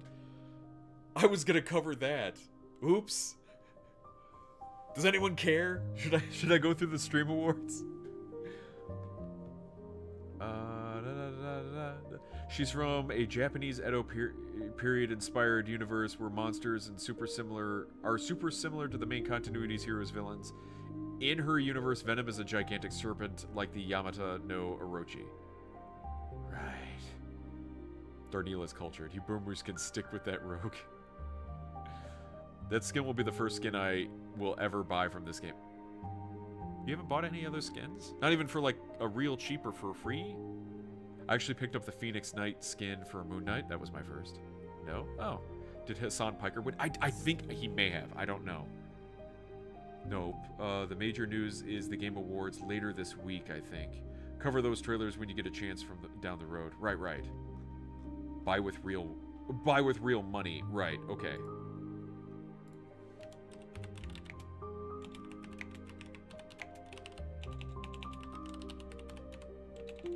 Spell. I'm sorry, my hand is like cramping. I did a lot of screwing today. Oh, I know Flats won. Flats won for Best Marvel Rivals Streamer. That was good for him. Let me see. Let's go, yeah. I got some free skins. Gotcha, okay. Alright, showing winners from 2025. Best Musical Streamer. Best Creative Arts Streamer, Emaru. Yeah, I heard that she won. Best Roleplay Streamer, Phantom. Best Mobile Streamer, that one. Best Brand Partner, Red Bull won. Okay, I'm surprised. I'm genuinely surprised about. I didn't jork it to Rogue. I'm surprised it wasn't Gamer Subs. Genuinely, because I never hear people sponsored by Red Bull. We won Best Nuisance Streamer. What? Who? Hidden Gem Award. I just love puzzles. Best Battle Royale Streamer. Clicks. I don't know any. Not Ninja. Best Fighting Game Streamer. Lily Pichu. Best MMORPG Streamer. Soda Poppin'. Don't know any of them. Best Speedrun Streamer. Best Sports Streamer. Best Minecraft Streamer. Best Marvel Rivals Streamer, Flats. Presented by Rivals. Best FPS Streamer, The Burnt Peanut. He won for Best FPS, and did he also win for Best VTuber? That's strange. Best Strategy Game Streamer. Best Reality Streamer. I don't know any of these. Best IRL Streamer, iShowSpeed. Best Vertical Live Streamer. That's weird. Again, that's a weird thing to be. Stream Game of the Year was Peak. Interesting. Probably because of the shenanigans, yeah. What's this? Raycon should have won Best Brand. Do you have Raycons, Benji? I thought you spoke pretty highly of them. Do you think caffeinated gamer subs would mix well with carbonated water to make my own energy drinks? I've heard yes, I'm pretty sure. Who are you people? Patrick Starr. Like 80% of these people I haven't heard of. Yeah, that's why I'm just kind of scrolling through, just seeing if anything like pops out at me. Like the Gamer Subs one, like the Best Brand. Best not safe for work streamer. That would be interesting if they actually did that one. I don't know any of these streamers. Best content organization was the FaZe Clan. Okay. Instead of HoloLive, I guess. Best international streamer.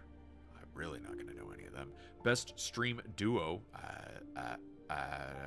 Best streamed collab. Kai Cenat and LeBron James.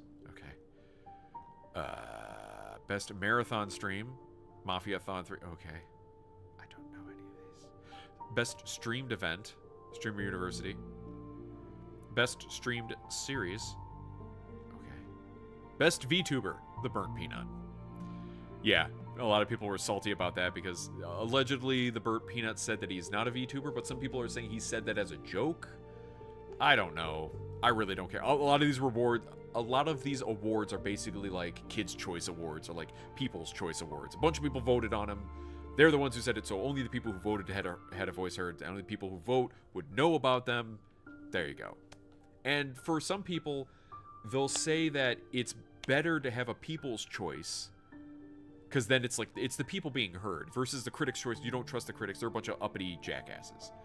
Like the Oscars and stuff like that. A bunch of stuffy elitists that are handing out awards versus the people that want to like reward somebody that they think is good.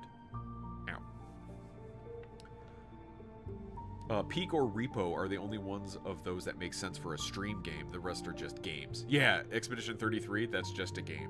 Yeah. HoloLive should have won, but it's rigged. Yeah. Rigged, get it? Because rigging, because VTubers. Ha! Should have a best streaming moment, and it's someone giving birth. It's not someone giving birth, it's that one chick giving birth. Burnt Peanut is barely even a VTuber, and also that seems rigged. Right. People salty about Burnt Peanut? I don't know if you're telling a joke or not. Because, yes, one, pun, haha, but also two, yes, they are. The entire thing is rigged. Yes. To me, a VTuber isn't just Animu, it's whoever has an avatar that has motion capture. Well, some have even consider it as like a PNG VTuber, where it's just a PNG file that, you know, every time they talk, their mouth kind of flaps a bit, but it's not like a 3D animated rig. There's like tiers and hierarchy to VTubing that people have debated for a while. I voted twice. For who? I don't even know where to vote. Oh, okay. Best variety streamer was Queso. Alright, I know Queso. Good for him. Best just chatting streamer, Kai Cenat. I don't know these people. Best rising star award. Best breakout streamer. League of Their Own. Streamer's Choice Award. Voted by streamers at the show themselves. This award honors the streamer they most enjoy watching.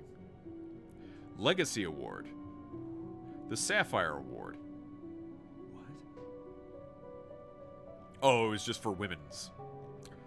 Gamer of the Year, Queso. Streamer of the Year, IShowSpeed. Okay, that's it. So it doesn't seem like Hassan won anything. I don't know if he was up for anything. I forget. I also don't care. But he didn't win anything. But he was there, dressed as fucking Mao, for crying out loud.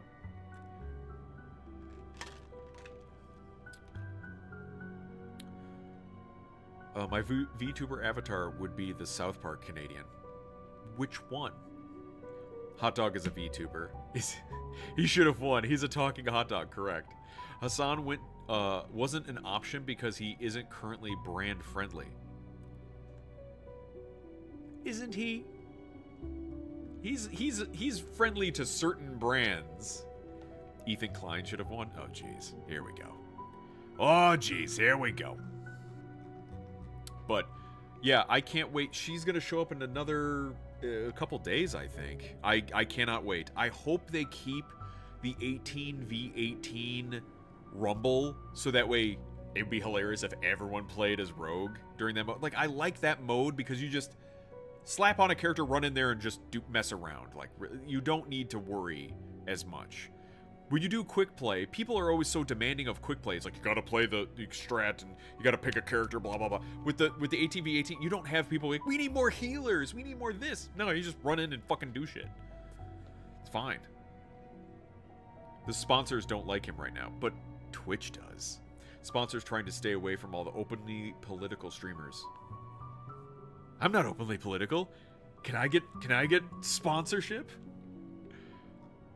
Which is odd though, because like Kirsha has a sponsor, like GamerSupps sponsors Kirsha. Kirsha's pretty openly political. Who else is pretty openly? I don't know anyone else who has GamerSupps and is political. I don't know. But here we are. GamerSupps is like the only exception. That makes sense. I don't know. A lot of people are trying to consider Caleb Hammer as being political, despite the fact that he's just basically like, you suck with money. He's just pointing out things money related, but he's got a sponsor with some money stuff, money related sponsorships. But like, if you're a political streamer, your ads make barely anything. Gotcha. Why wasn't Asmongold nominated? Oh, you know why. I'm sure you know why. Oh God. Okay. So, Starship Troopers Ultimate Bug War official announcement trailer. I saw this pop up, but I never actually sat down to watch it. It's got Casper Van Dien in it. I'm General Johnny Rico, and I want to thank you for doing your part by tuning into this broadcast. Oh, God. Are you thinking about starting on the road to citizenship? This game will test your mettle and make sure you have what it takes to really give those bugs hell. It felt like it was going to be a mobile game.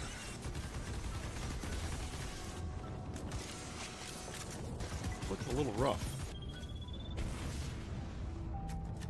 So everyone's like, so Helldivers.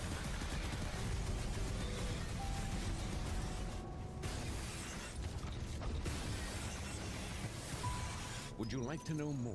I would like to know more. I have not heard of those studios.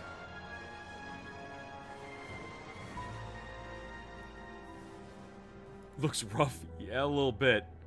A little bit. Caleb Hammer is left of center and entertaining. Yeah. But that's what it's become. There's a lot of people who are left of center that are being accused of being right wing. Jinx? Jinx? Where'd you see Jinx? Oh, the game from 2006. Gotcha. It looks like it came out in 2005. Let me check this store real quick. What's this one called? Starship. There you go. Ultimate Bug War. Let's see. Planned release date, Q1 of 2026. So they said early 2026. Let's see what the system requirements are, shall we? Here's the recommended. Bitch, please. The minimum system requirements are Windows 10. It recommends you have Windows 11. Why the fuck should it matter what my operating system is in this day and age at this point? It really shouldn't. Windows 10 should be able to handle anything. What makes Windows 11 perform better with video games? It's got so much fucking bloat in it, it should kill every game dead in its tracks because it doesn't get enough RAM to run.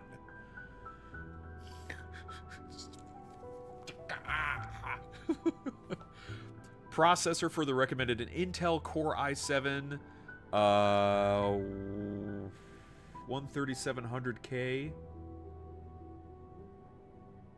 What the fuck?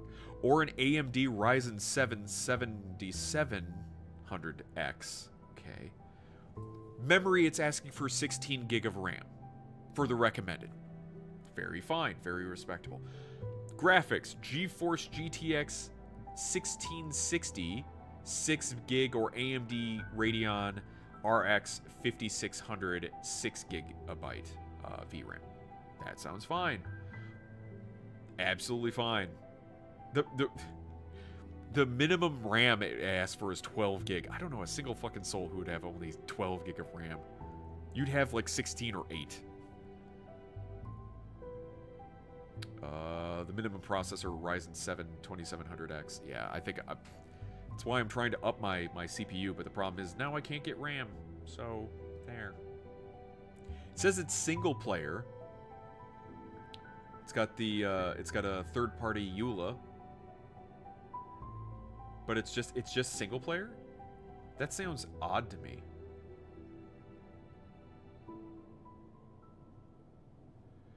Lock and load into the Starship Troopers universe and join the mobile infantry in the most realistic depiction of war ever made. Experience an original story in this action-packed first-person retro shooter. Would you like to know more? Retro shooter. Are they going to get away with the crappy graphics because they can call it a retro shooter? Not that it's crappy graphics, but it's like dated, we'll say.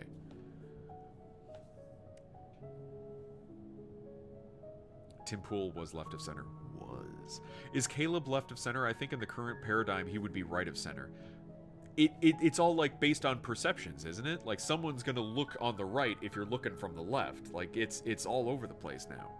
Windows XP can handle everything because they probably need to do individual things for each OS and they test more with 11. Boo. Tim Pool is a big baby with soft hands and bald.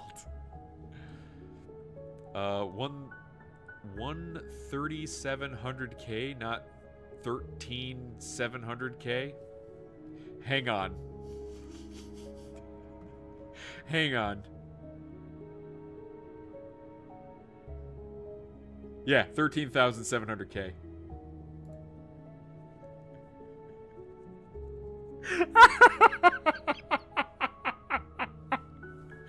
What did my brain just do? It saw a bunch of numbers and just went very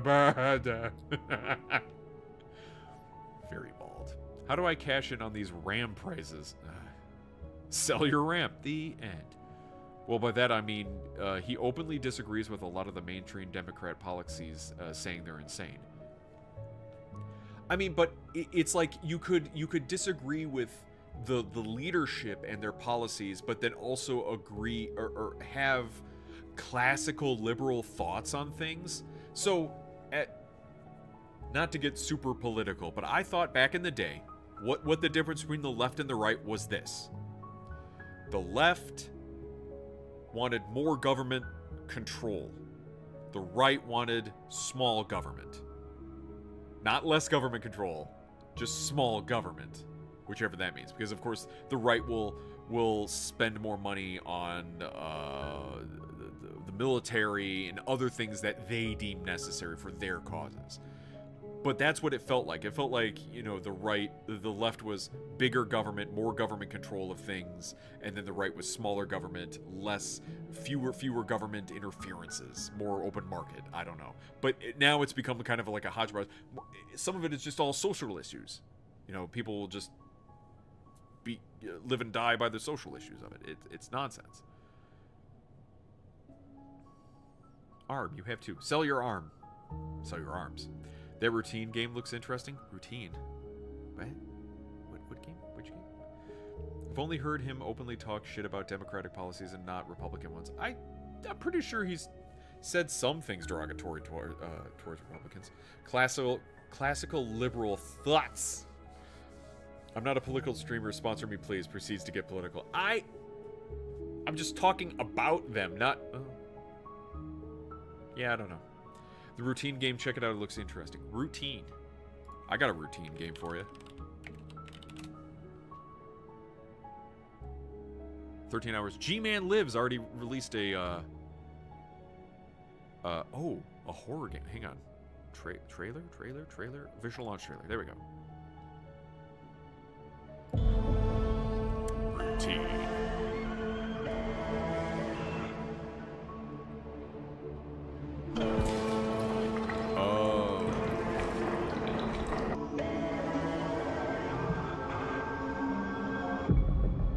It looks like Backrooms, like that kind of like scuffy visual. Step. Oh, that's fun.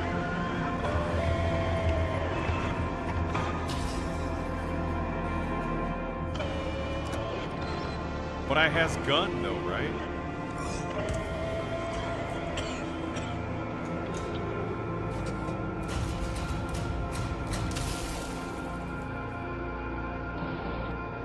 That's pretty cool.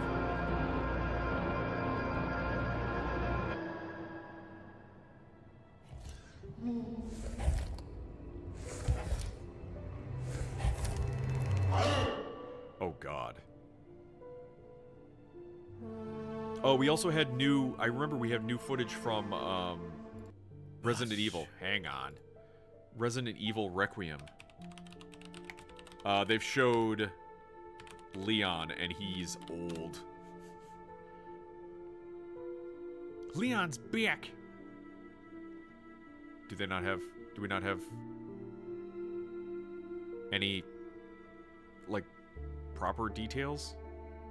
Yeah, they're just saying this artwork confirms that Leon Kennedy is coming back in Resident Evil 9 Requiem. Leon! Sometime this morning, PlayStation users started to spot cover art on the pre-download screen that showed an image of Leon behind Grace, with IGN even confirming the accidental leak themselves. Capcom hasn't said anything yet and probably won't confirm Leon's role until the next trailer drops during the Game Awards show on December 11th. December 11th. But this looks as legit which is hang on.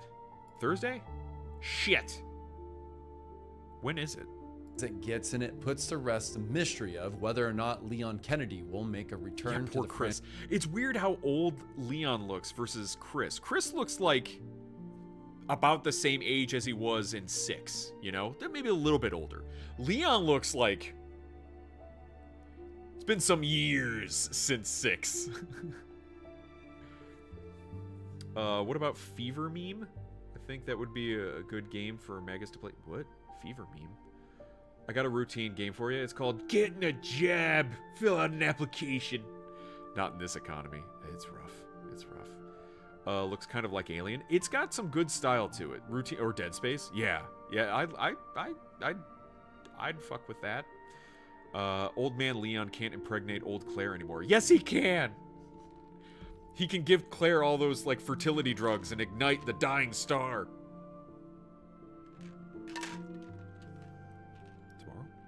Chris was busy. It's not tomorrow. The fuck it is. Technically, by your standards, yes. Chris was busy punching rocks and getting mad Jill pussy. I'm surprised there isn't more like there needs to be a Chris and Jill needs to have a reunite moment. Because they haven't been together since... Jill wasn't in 6 at all, was she? Jill's been missing in action since Revelations, I think. Leon's been sulking and being emo, smoking cigs and drinking. Well, I mean, he used to work for the government, so... Franchise. This artwork can... Alright. Yeah, but that's what we got. Like, Leon's gonna be in the next Resident Evil, it appears. So let's see. What do we got next? Mercy, 25 Years, Bone Temple, Night of the Seven Kingdoms, Digital Circus Episode 7 trailer, possible leaks of that.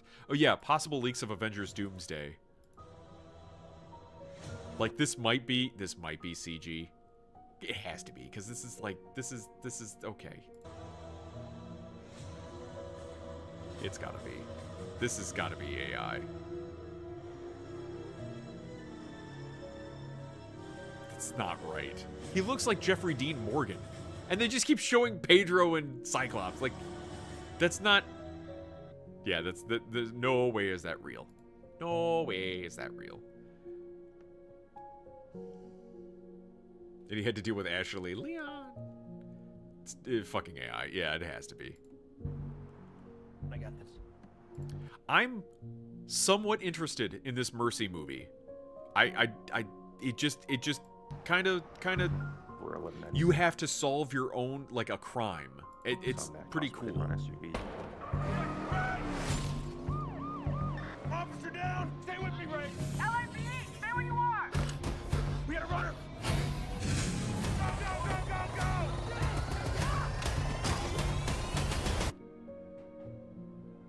Why would you tackle him off a building?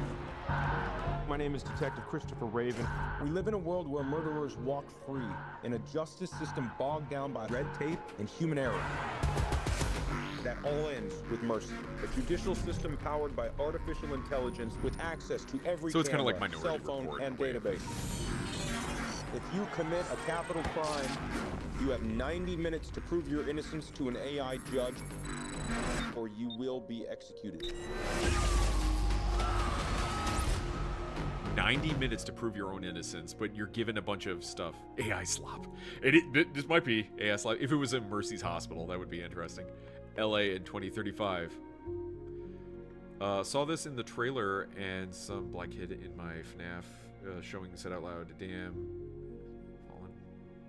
I mean, I guess, yeah. Detective Raven, I'm Judge Maddox, and this is the Mercy Capital Court. Hold on, just wait a second. You're before this court today charged with the murder of your wife. I loved my wife. I didn't hurt her. If you are innocent, prove it. I need us to walk the scene. But the like, I'm fascinated by the idea of it, but the movie making side of it, I can see people being upset that he's like, it's just him sitting in a room. Like, you're not going anywhere. Everything is going to be through a lens, through a camera. And so it'll probably like feel a little less dynamic. No, I have something here. We gotta go old school. Like they just sat Chris Pratt in a chair and filmed him for all these scenes. He didn't have to do anything. Except for that beginning part. You're running out of time. Wow, thank you for that. Bring that back. Pause. Play it again. Enhance. Enhance. Can you find out who that is? Do you want to uncover the truth? Even if the truth is dark.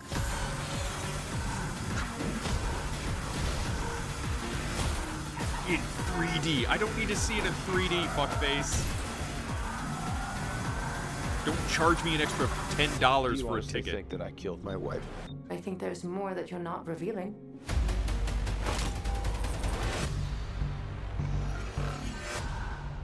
January 23.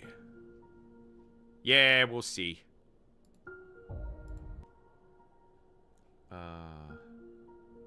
Chris Pratt and Rebecca Ferguson, I'm in. And that same kid yelled, "They've been dead, bitch," when the little girl was sad that the spirits and the animatronics were going to heaven. For FNAF. Love going to the movies. I don't. I can't believe they're still making 3D movies. Apparently so. I thought this was done and over with, but yeah, they'll still pop out every now and then. Oh my god, I forgot to tell you. I forgot about this completely until just this second. We're talking about 3D movies. When we went to go see, when my friends and I went to go see the new Tron movie, we went to see Tron Ares. It, first off, took like forever for the movie to start. Like the time it went, and we weren't even getting trailers. It was just a dark room. And so finally the trailers start. Okay, fine. The movie starts. The movie's in 3D. They picked the wrong movie to show us. So, like, at first people had to go up there and be like, hey, nothing's starting. Like, are you guys gonna, show the movie sometime today?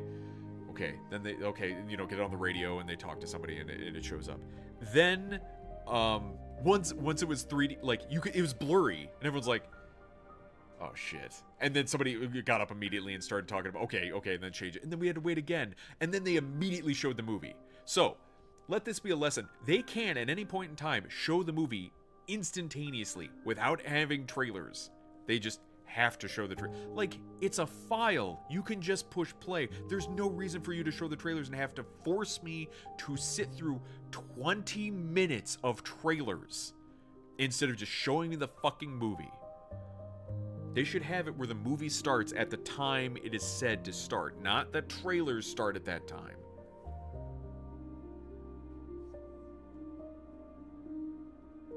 This movie could have been way better if it was a Judge Dredd movie. Oh my god, that would be cool.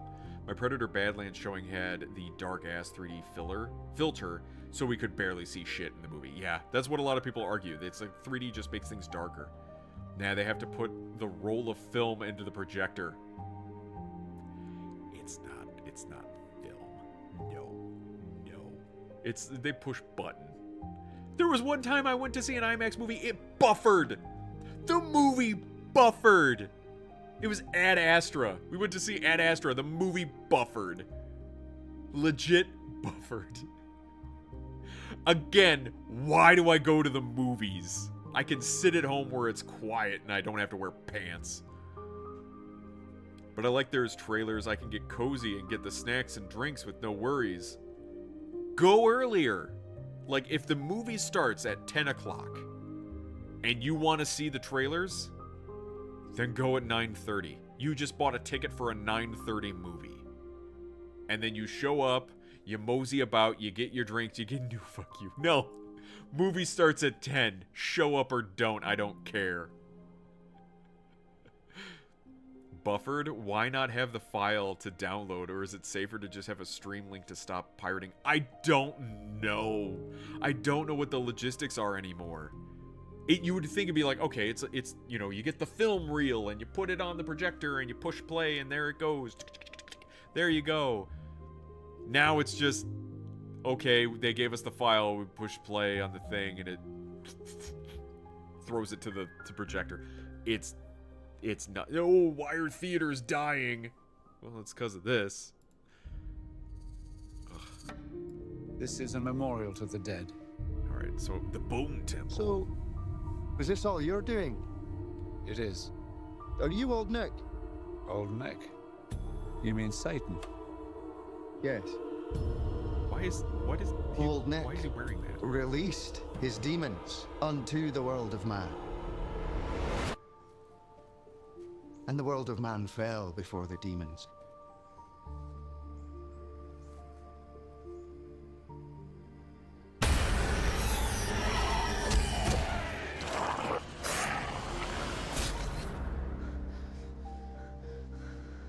Ooga booga.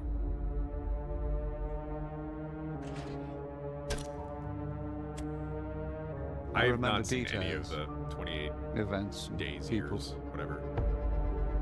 The world had an order. What's your name? Spike? No. I think your name is Jimmy. The foundations. They seemed unshakable. Or are they gonna do flashbacks now?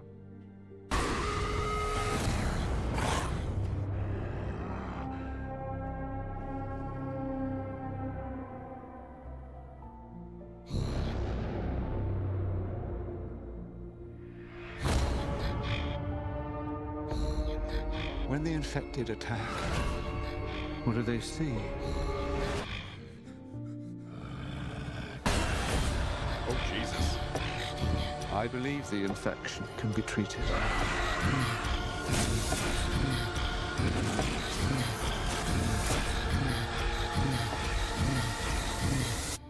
And now, a leap into the unknown.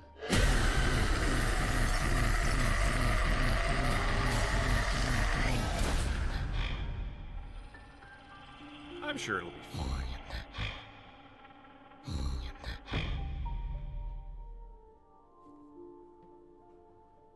Directed by Nia DaCosta.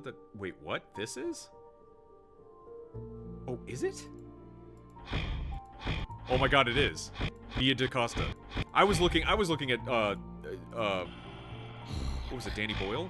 Yeah, Danny Boyle. I'm like, Danny Boyle. And I got caught on that. Gross. I think first movie is in Netflix. If you're going to watch any, just do the first one with no expectations. And 28 years later. This looks bad. Is this the third or fourth 28 whatever movie? Third? Fourth. Because they did 28 days later, 28 weeks later, 28 years later. This is 28 years later, The Bone Temple.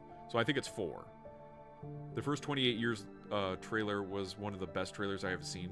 It really made my expectations skyrocket. The Boots one, 28 years later trailer. There's Bone Temple, and then yeah, just 28 years later.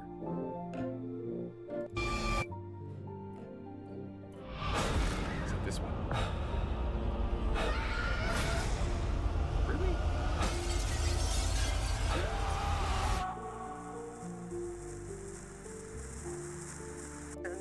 Yeah, this one. In the war. Don't look at what's in front of you. Boots. Moving up and down again. Men go mad with watching them. There's no discharge. Yeah, this was a good one.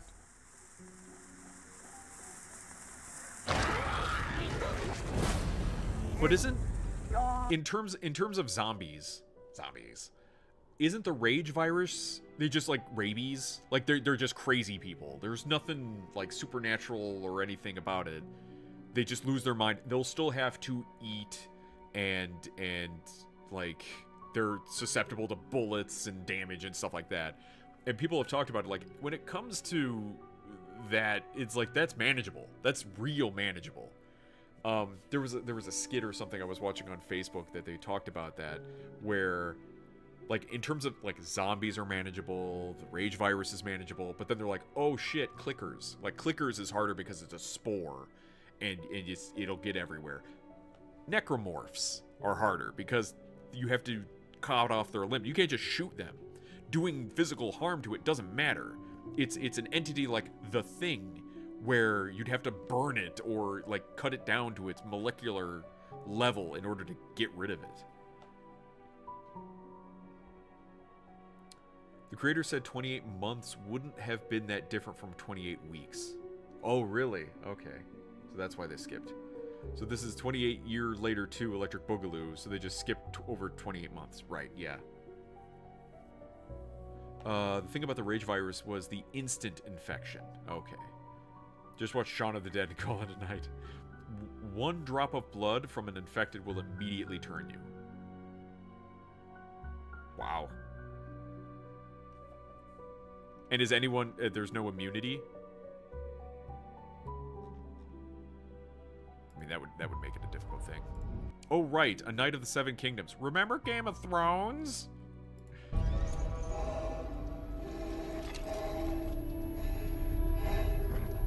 So, Sir Duncan the Tall.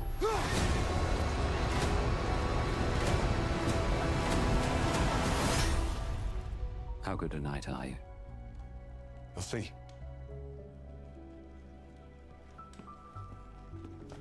It's this way. Came for the tourney? Journey No to immunity, contest no for cure. knights. Game of Thrones was good, yeah. I'm no farmer. Yet you've come The dressed first as one. season's still really good. Sir, I could scribe you. And you could teach me. Every knight needs a squire. And you look like you need one more than most. Looks like the little kid from true Matrix, where there not is no with sword or lance, but with honor. And I swore that I would. What's this? It's a hedge knight, ain't it? What? It's like a knight, but sadder. We're not sad. That redhead lady was myself a right. champion. Some great house might take me into its service. Perhaps even House Targaryen. Targaryens, they're incestuous aliens and tyrants. Sir Duncan the Tall. Arion would like your head. Maybe the gods figure this is what I deserve. It's kind of funny to me that Game of Thrones screwed the pooch so much and its ending that there's still people that will not watch, partially me, will not watch anything Game of Thrones related ever again. But it's now going to be that the other things that aren't Game of Thrones are going to be better than Game of Thrones because at least it's like, oh, right, yeah, oops. The first 4 seasons are great, yeah. Did you see the VTubers doing a marathon of Minecraft Hardcore with an AI trying to beat the game? No. This one actually looks okay. Yeah, it looks like it's standard. It's a little bit more lighthearted, I think. I think what did George R. R. Martin write it as? More of like a more lighthearted, like more for children, maybe. Kind of like The Hobbit versus Lord of the Rings.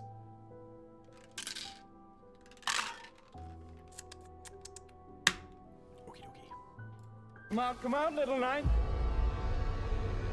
And so, I ask you again. It's a cool looking helmet. How good a knight are you? Yeah, You may be wise to run. Won't they kill me if I run? Want to kill you anyway. That's honor! You got a weird shaped head, kid. Deserted the noble houses of Westeros! Are there no true knights among you? Was that ill-handled? No. Right, yeah. January. Plans start at $10.99 a month. Yeah, okay. Or I could pirate it for free. That's what people are saying, not me. It's not for kids, but yeah, more lighthearted. Sorry, yeah. I wonder if Elric will ever get an adaptation. No. No, he will not. Fillion, Vidal, and Krelly were playing like 16 hours a day in hardcore with Vidal's AI streamer. Any of them die, it resets. Keeping the AI alive was a challenge. Really? That sounds interesting. That's why the bald kid's name is Egg. Is it? Huh. Some of my friends have been going on about the Digital Circus, and I guess I need to start watching it. The next episode of the amazing Digital Circus, it's pretty time good. to soak in the sun as everyone has a fun-filled day at the beach. On the next episode of the amazing Digital Circus, it's time to soak in the sun as Because it's got some, like, cleverness. On the next episode of the amazing Digital Circus, it's time to On the next episode of the amazing Digital Circus, It's the amazing Digital Circus. On the next episode, it's time to it's time to There's all these, like, hidden meanings. I think I found the way to leave. YouTube and Netflix, December 12th.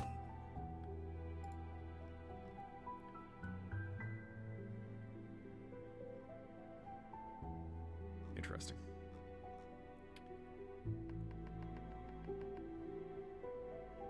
Amazing Digital Circus is good. I'll stick with Space King. Yes. The new episode of Space King was really good. It was really good. I love Space King!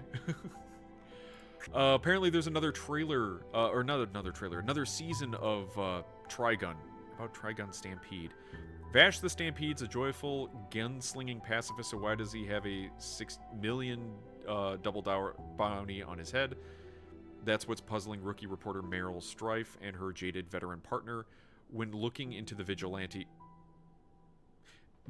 only to find someone who hates blood, but their investigation turns out to uncover something heinous: his evil twin brother, Millions Knives. I think it's another season?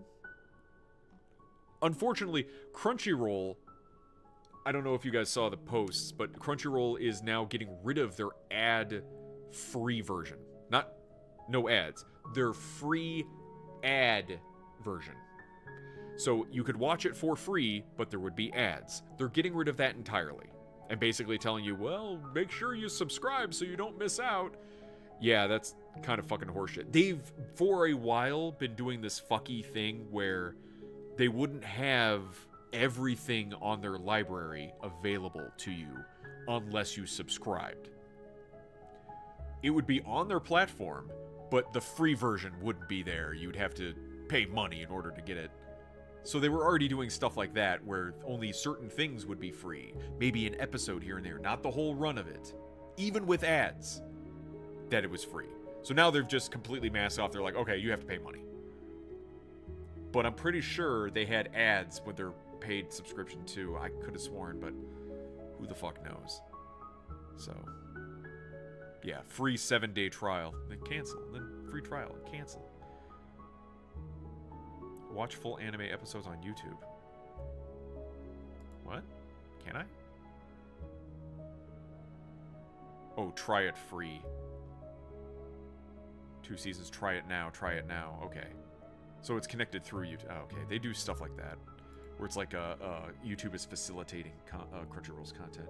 I've been revisiting Critical Role after finally binging Vox Machina and Mighty 9, and they've been releasing abridged episodes of the tabletop that are a little over an hour long each, not the 4+ hour stream episodes. Yeah, I had tried to watch Critical Role in its tabletop form.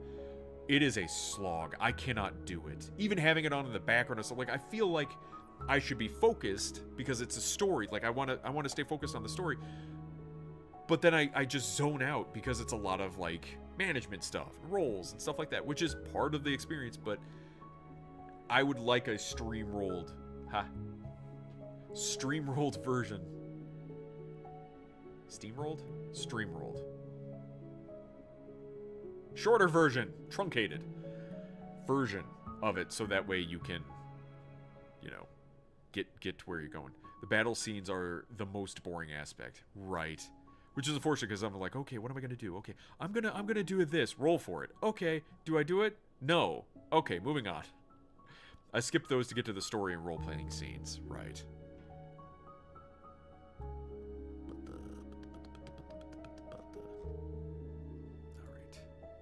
Alright. Oh, the Trigun. Toho animation. The animation to this always kind of rubbed me the wrong way. The CG side of things. It's plants. It's all plants. I think somebody said this was more accurate to the manga.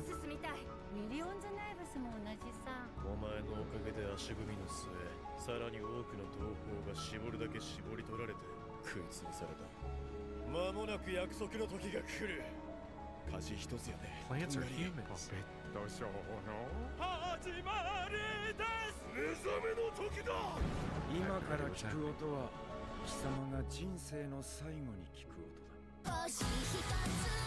Opening theme song. So is it feels like a movie.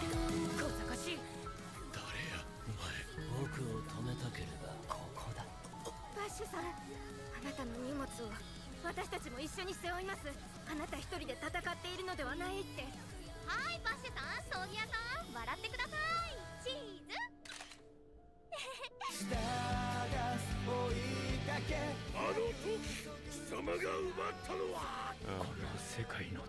It's like stereotypical anime. It's like terrible things happening in like pop songs. バッシュさん、バッシュ。僕は止めるよ。何度でも。君を。Premieres January. I don't know. I don't know if it's a movie or a series, like a season of it. Oh well, bye. Ew, 3D. It's like, yeah, some CG cel-shaded nonsense. Like, I keep having to say, you cannot beat the original hand-drawn animation. Like, it's the 90s were peak anime. This fucking song is always playing. Yeah.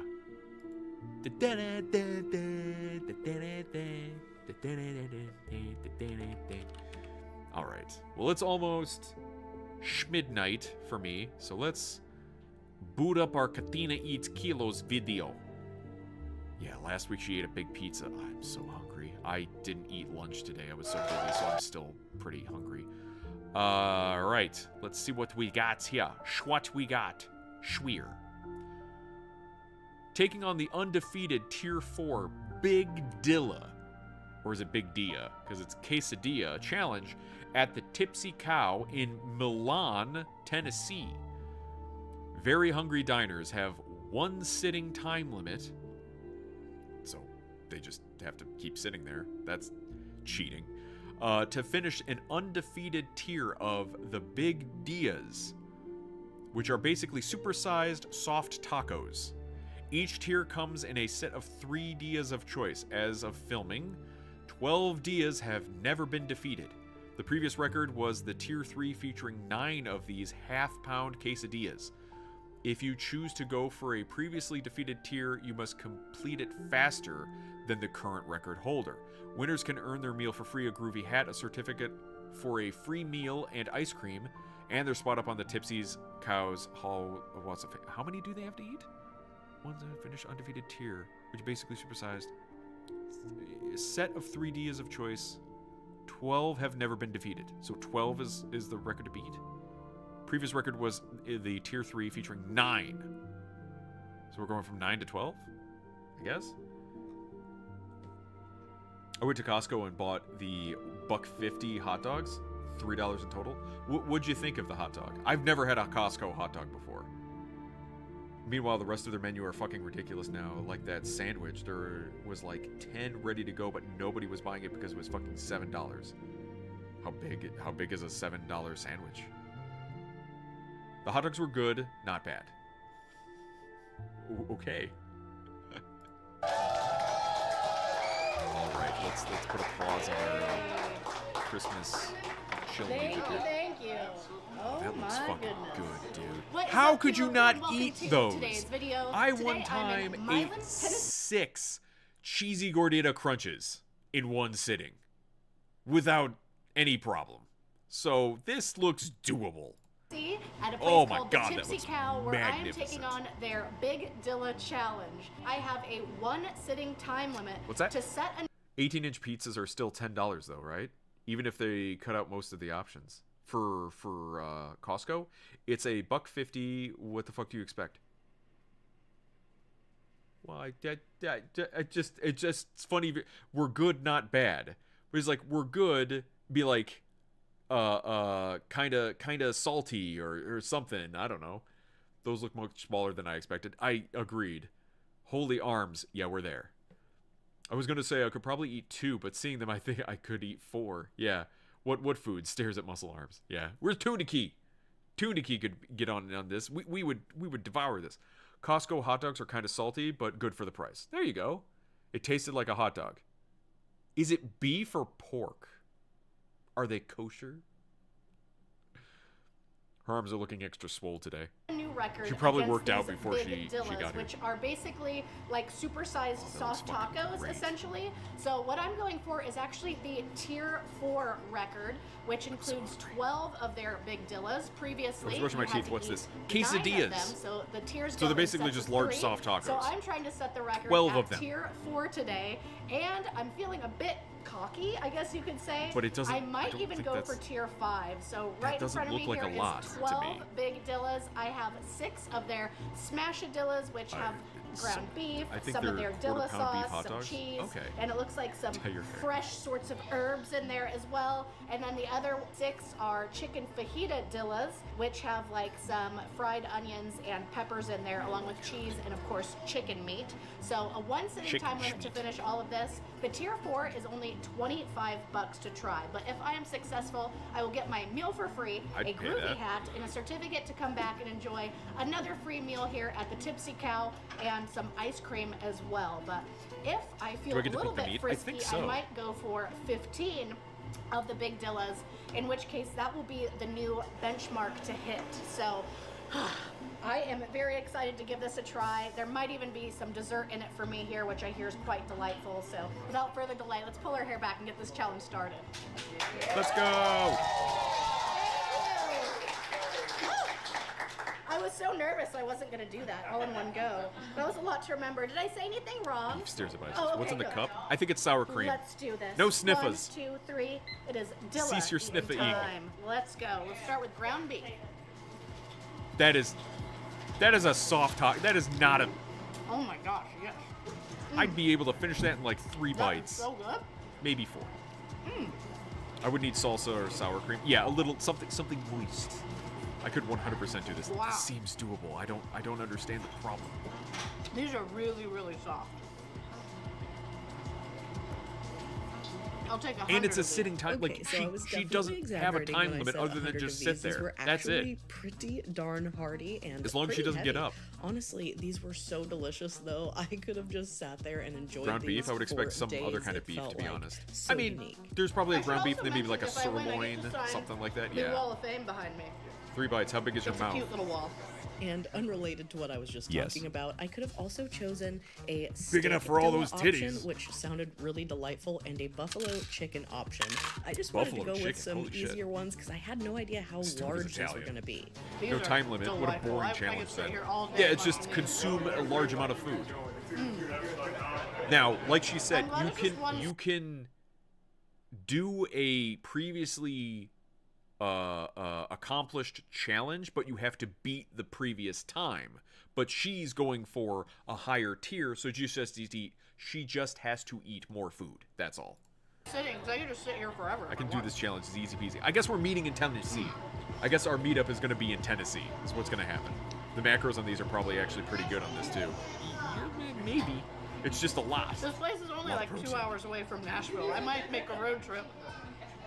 This place is close to Nashville. She just said how close it was to These Nashville. Dillas, which is Tundiki, short for listen while you quesadilla. talk. Listen while you type. This place is only like 2 hours away from Nashville. I 2 might hours make a from road Nashville. trip.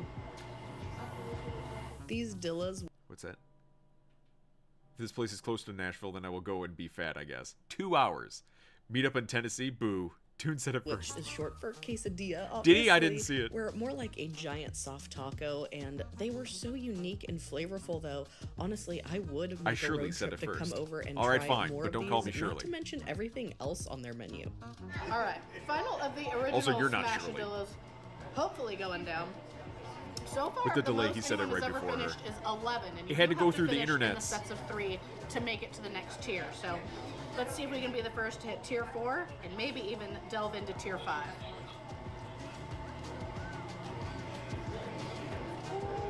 These don't need sour cream. You can just.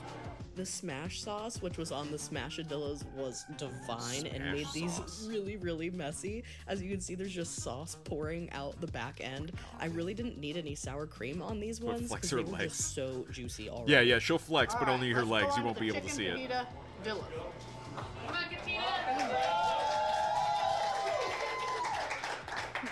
Thank you. This is remarkably good as well. Wow.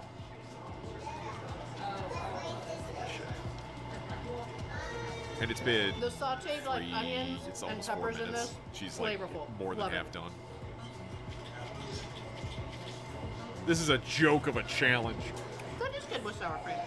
While the chicken fajitadillos were super flavorful, especially with those sauteed onions and peppers, these ones were complemented, I guess, by the addition of sour cream. These were absolutely wonderful. I want and tacos don't even now, know but if I could can pick a feel my favorite. Both veins were about to delightful. pop right now. Apparently, each one of these is Why? roughly half a pound. Wait. What? So Ew. you are getting a pretty good sized meal when you order the standard set of 3.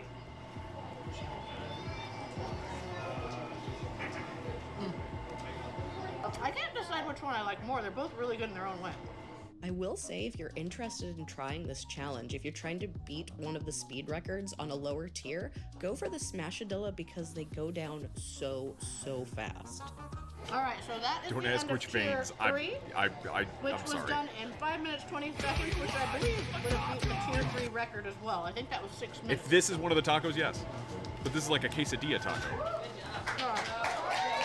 It reminds me of like a cheesy gordita crunch. I want it. Ooh. I don't need a taco actually. I had ribeye for dinner. You lucky. Oh yeah. This is such a good day in the office. I think I have done plenty of ranting and raving about how much I enjoyed this challenge, so I'm going to leave you guys to enjoy the rest of this video. Thank you all so much for watching. I hope you guys can She's stop gonna by make it and to the try next this tier. challenge one day, or any There's of no this way. food. I'll She's catch you like guys in the next clipping one. along Now, I at a know good these pace. might There's no way look she doesn't go for the next tier. Probably not that intimidating on camera.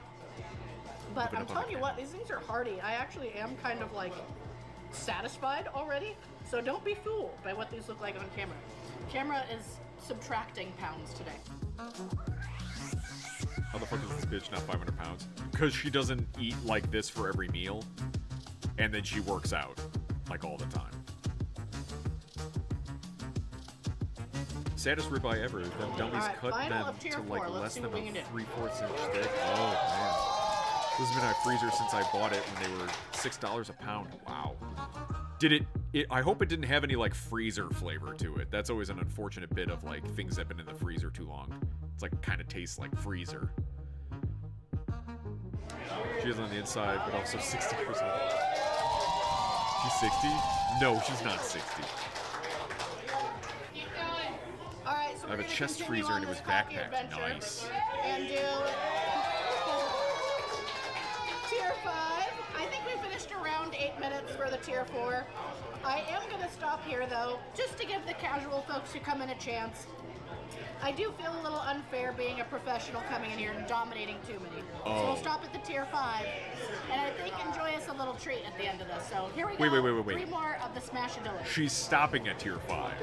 She already won the challenge.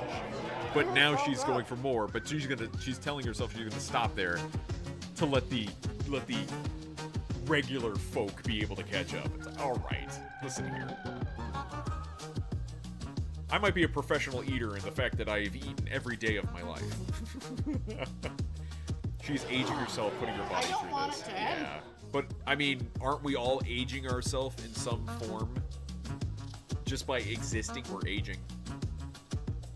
There you go. Speaking of for Christmas this year, we're going to be eating good. I have 3 bone prime rib in the Huge freezer. shout out to the Tipsy $4 a Cow. pound. Cheers to the final one. And in under 10 minutes. Yeah. Yeah. Jesus Christ. She's a machine. And it didn't even seem like it was a struggle for her. Like she really had to force that last bit. Woo! Oh boy. I'm willing to bet she is much healthier than the average American in her age. Probably. We cooking turkey for Xmas? A lot of people have turkey. Incredible. My family has Thank you to lasagna. everyone We who usually showed do up to lasagna cheer for me on Christmas. tonight, but it took me But yeah, 10 minutes turkey- and 43 seconds to finish tier 5 Was it of the Big turkey, Dilla Challenge goose, here at the Tipsy ham? Cow. I am Some people do super lamb. duper jazzed to be going up Rabbit, on their prestigious I've heard. wall of fame behind So, me and you know, setting like the new some basics. benchmark for Dilla eating here in town. But I also will be receiving a groovy hat and Actually, a like that though, she meal is letting certificate the to come next back and generation enjoy try a meal without and raising some the bar ice 2 cream or at a 3 more later steps. time. Right, But not for now, I think obliterating I it wanna for show anyone off who a comes pretty by. delightful treat called Want to the try cooking a Cousin goose Eddie. someday? Yeah. So here Now at it's the 5 Tipsy big Cow, Dillas. they make homemade ice cream. And last night, because it's the holidays as of filming this, they crafted this delightful bad boy right What's here. The Cousin Eddie features eggnog ice cream, whiskey, I believe it's boozy, boo. whiskey, right? Boo. Maker's Mark whiskey and pecans. I am excited. Eggnog and also, ice cream? They know me because I'm this there. has got to be The like whiskey? a pint of Fucking ice cream forget in it. my hand right now. So let's give this I a can't. whirl. This is the best gift of all right here. Thank you. Woo! I'm glad Randy's driving. There is some Maker's Mark in there. Yeah, and see that's the Oh problem. my God, that is If she good, can though. like You didn't hear it notice from the, me. No, the this is booze in it, I can't stand it. Like I don't want to notice the booze in anything, but I also would rather just your not girl have gonna booze. get buzzed tonight. Oh, She's actually selfish the this more I is think. stuff you put on the top shelf. In of my the freezer, opinion, but Easter gets lamb or ham, Thanksgiving I'm gonna gets turkey, finish Christmas enjoying gets this prime ice cream. rib. Say hello to some more That's fine. folks. So again, a big thank you to the folks at the This Tipsy bitch Cow. just wanted if you want to to come out space here for and ice try cream. one of It's the big true. Dillas, please come out, say hi. No, Flex, tell she's them not- I she's sent not you. done yet. But for now, all I can say is thank you so much for watching. And Here I'll comes. catch you guys in Here the comes. next one. Okay, peace out. Bye. There you go. Ice cream with booze? Fuck that. Yeah, that's a thing people do. Well, I think a lot of it is like, it's the eggnog with booze that a lot of people do. But they'll put like rum in a lot of things. Yeah, I had a tiramisu one time that had rum in it. So, that wasn't a flex. I'm sorry. 0 out of 10. Okay. Bye. Okay. Yeah, well, I'm ending anyways, since it is after midnight. We've made it to the midnight mark, despite me starting woefully late, because I was distracted. But anyway. What anyway?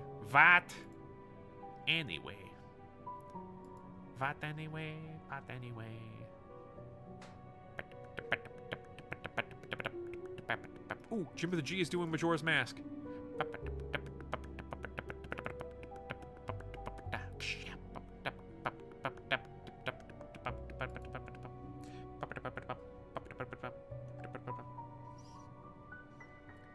I need to replace the flex then. It's way bigger arms than her. Oh man, I haven't worked on my arms in a while. They're kind of fucking pathetic, and I get upset by it. I'm like, I need to do the thing. I've been playing lazy for the last month. I don't know what it is. Finish Cyberpunk and play Dispatch. It's on the list. I still have to complete the other endings to the DLC in Cyberpunk. Then after that, it's a straight shot to the end of the game, and then I just have to do one of the endings that I didn't do before to get the achievement, and then that's it. Yeah, there's not a lot left. She's a tiny woman. No, he needs to play Fever meme. What the fuck is fever meme? I'm gonna look this up. Hang on. Where the fuck is store? Store. Come on, damn it. Store.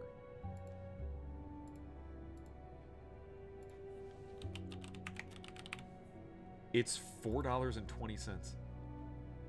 $4.20. Gotcha. This game is the game is a cross between the Stanley Parable, Undertale, and rage games like I Want to Be the Guy, and the deeper you get, the less fourth wall is respected. The game is a parody of game design and laughs in the surface, but there is a deeper and darker story to the game's origin to unravel. Fucking done. Added to wish list. What's the recommended? Yeah, I should be able to handle it, I think. Alright, that's good. What was the other one? Routine? Routine, I think was it? Yeah. It is, Routine is 10% off right now in the store for until December 18th.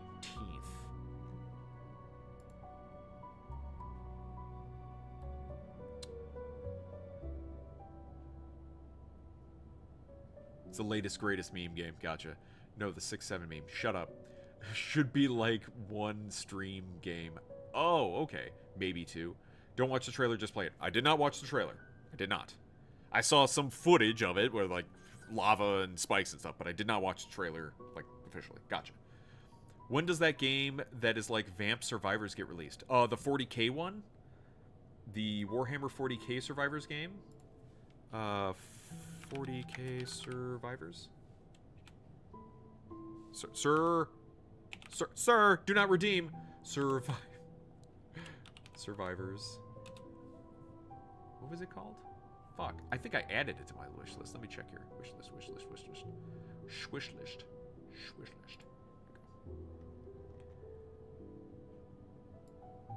Down at the bottom here.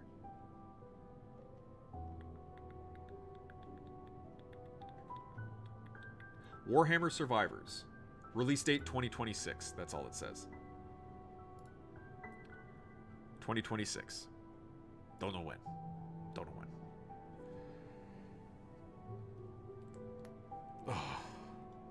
Okay. There's your flex as I stretched. Okie dokie. I think we're going to go raid Jim with a G. Jimothy. Jim with a G. Because he's playing Majora's Mask, and I love that game. So, there you go. Pop, pop, pop, pop. He's going to the milk bar! Let's go! He's going to the milk bar, my favorite place. Alright. Getting the raid going with the Jim with a G. There was your flex, guys. Yeah, not the women's, the guys. That was for the guys, I guess. You have a permit for them guns? Yeah, do you know where the vet is? Because these pythons are sick. Ah! Alright, have a good night, Cozy. Thank you all so much for watching and stopping by. Special shout-outs to those of you on the Twitch side and the YouTube side. I greatly appreciate you guys hanging out and chatting. Additional shout-outs to Covert Flamingo for the 40-month sub. Thank you, thank you, thank you. I greatly appreciate it. I will be back again tomorrow with Cyberpunk. Again, like I said, we're finishing off some of the endings for the DLC, trying to figure out which is the best ending that we can do. Either we're going to side with Songbird or we're going to side with Reed, and we'll see where that ends up, because there's some... It's a different choice. It feels different. It's some cool and wacky differences. And then on Friday, we'll be back to Rogue Trader. Still got more Marvel Rivals. Dark Tide's got new content. Space Marines got new content. They got new content abound. It's all over the place. But yeah. So that'll do it for today. I'm tired. I'm going to go to bed. And that'll be it for me for today. Yeah. Gonna have to wash this ceiling tile crap out of my hair, too. Alright. Have a good night. Talk to you guys later. Stay warm out there. Bye-bye. That's not it. That's it.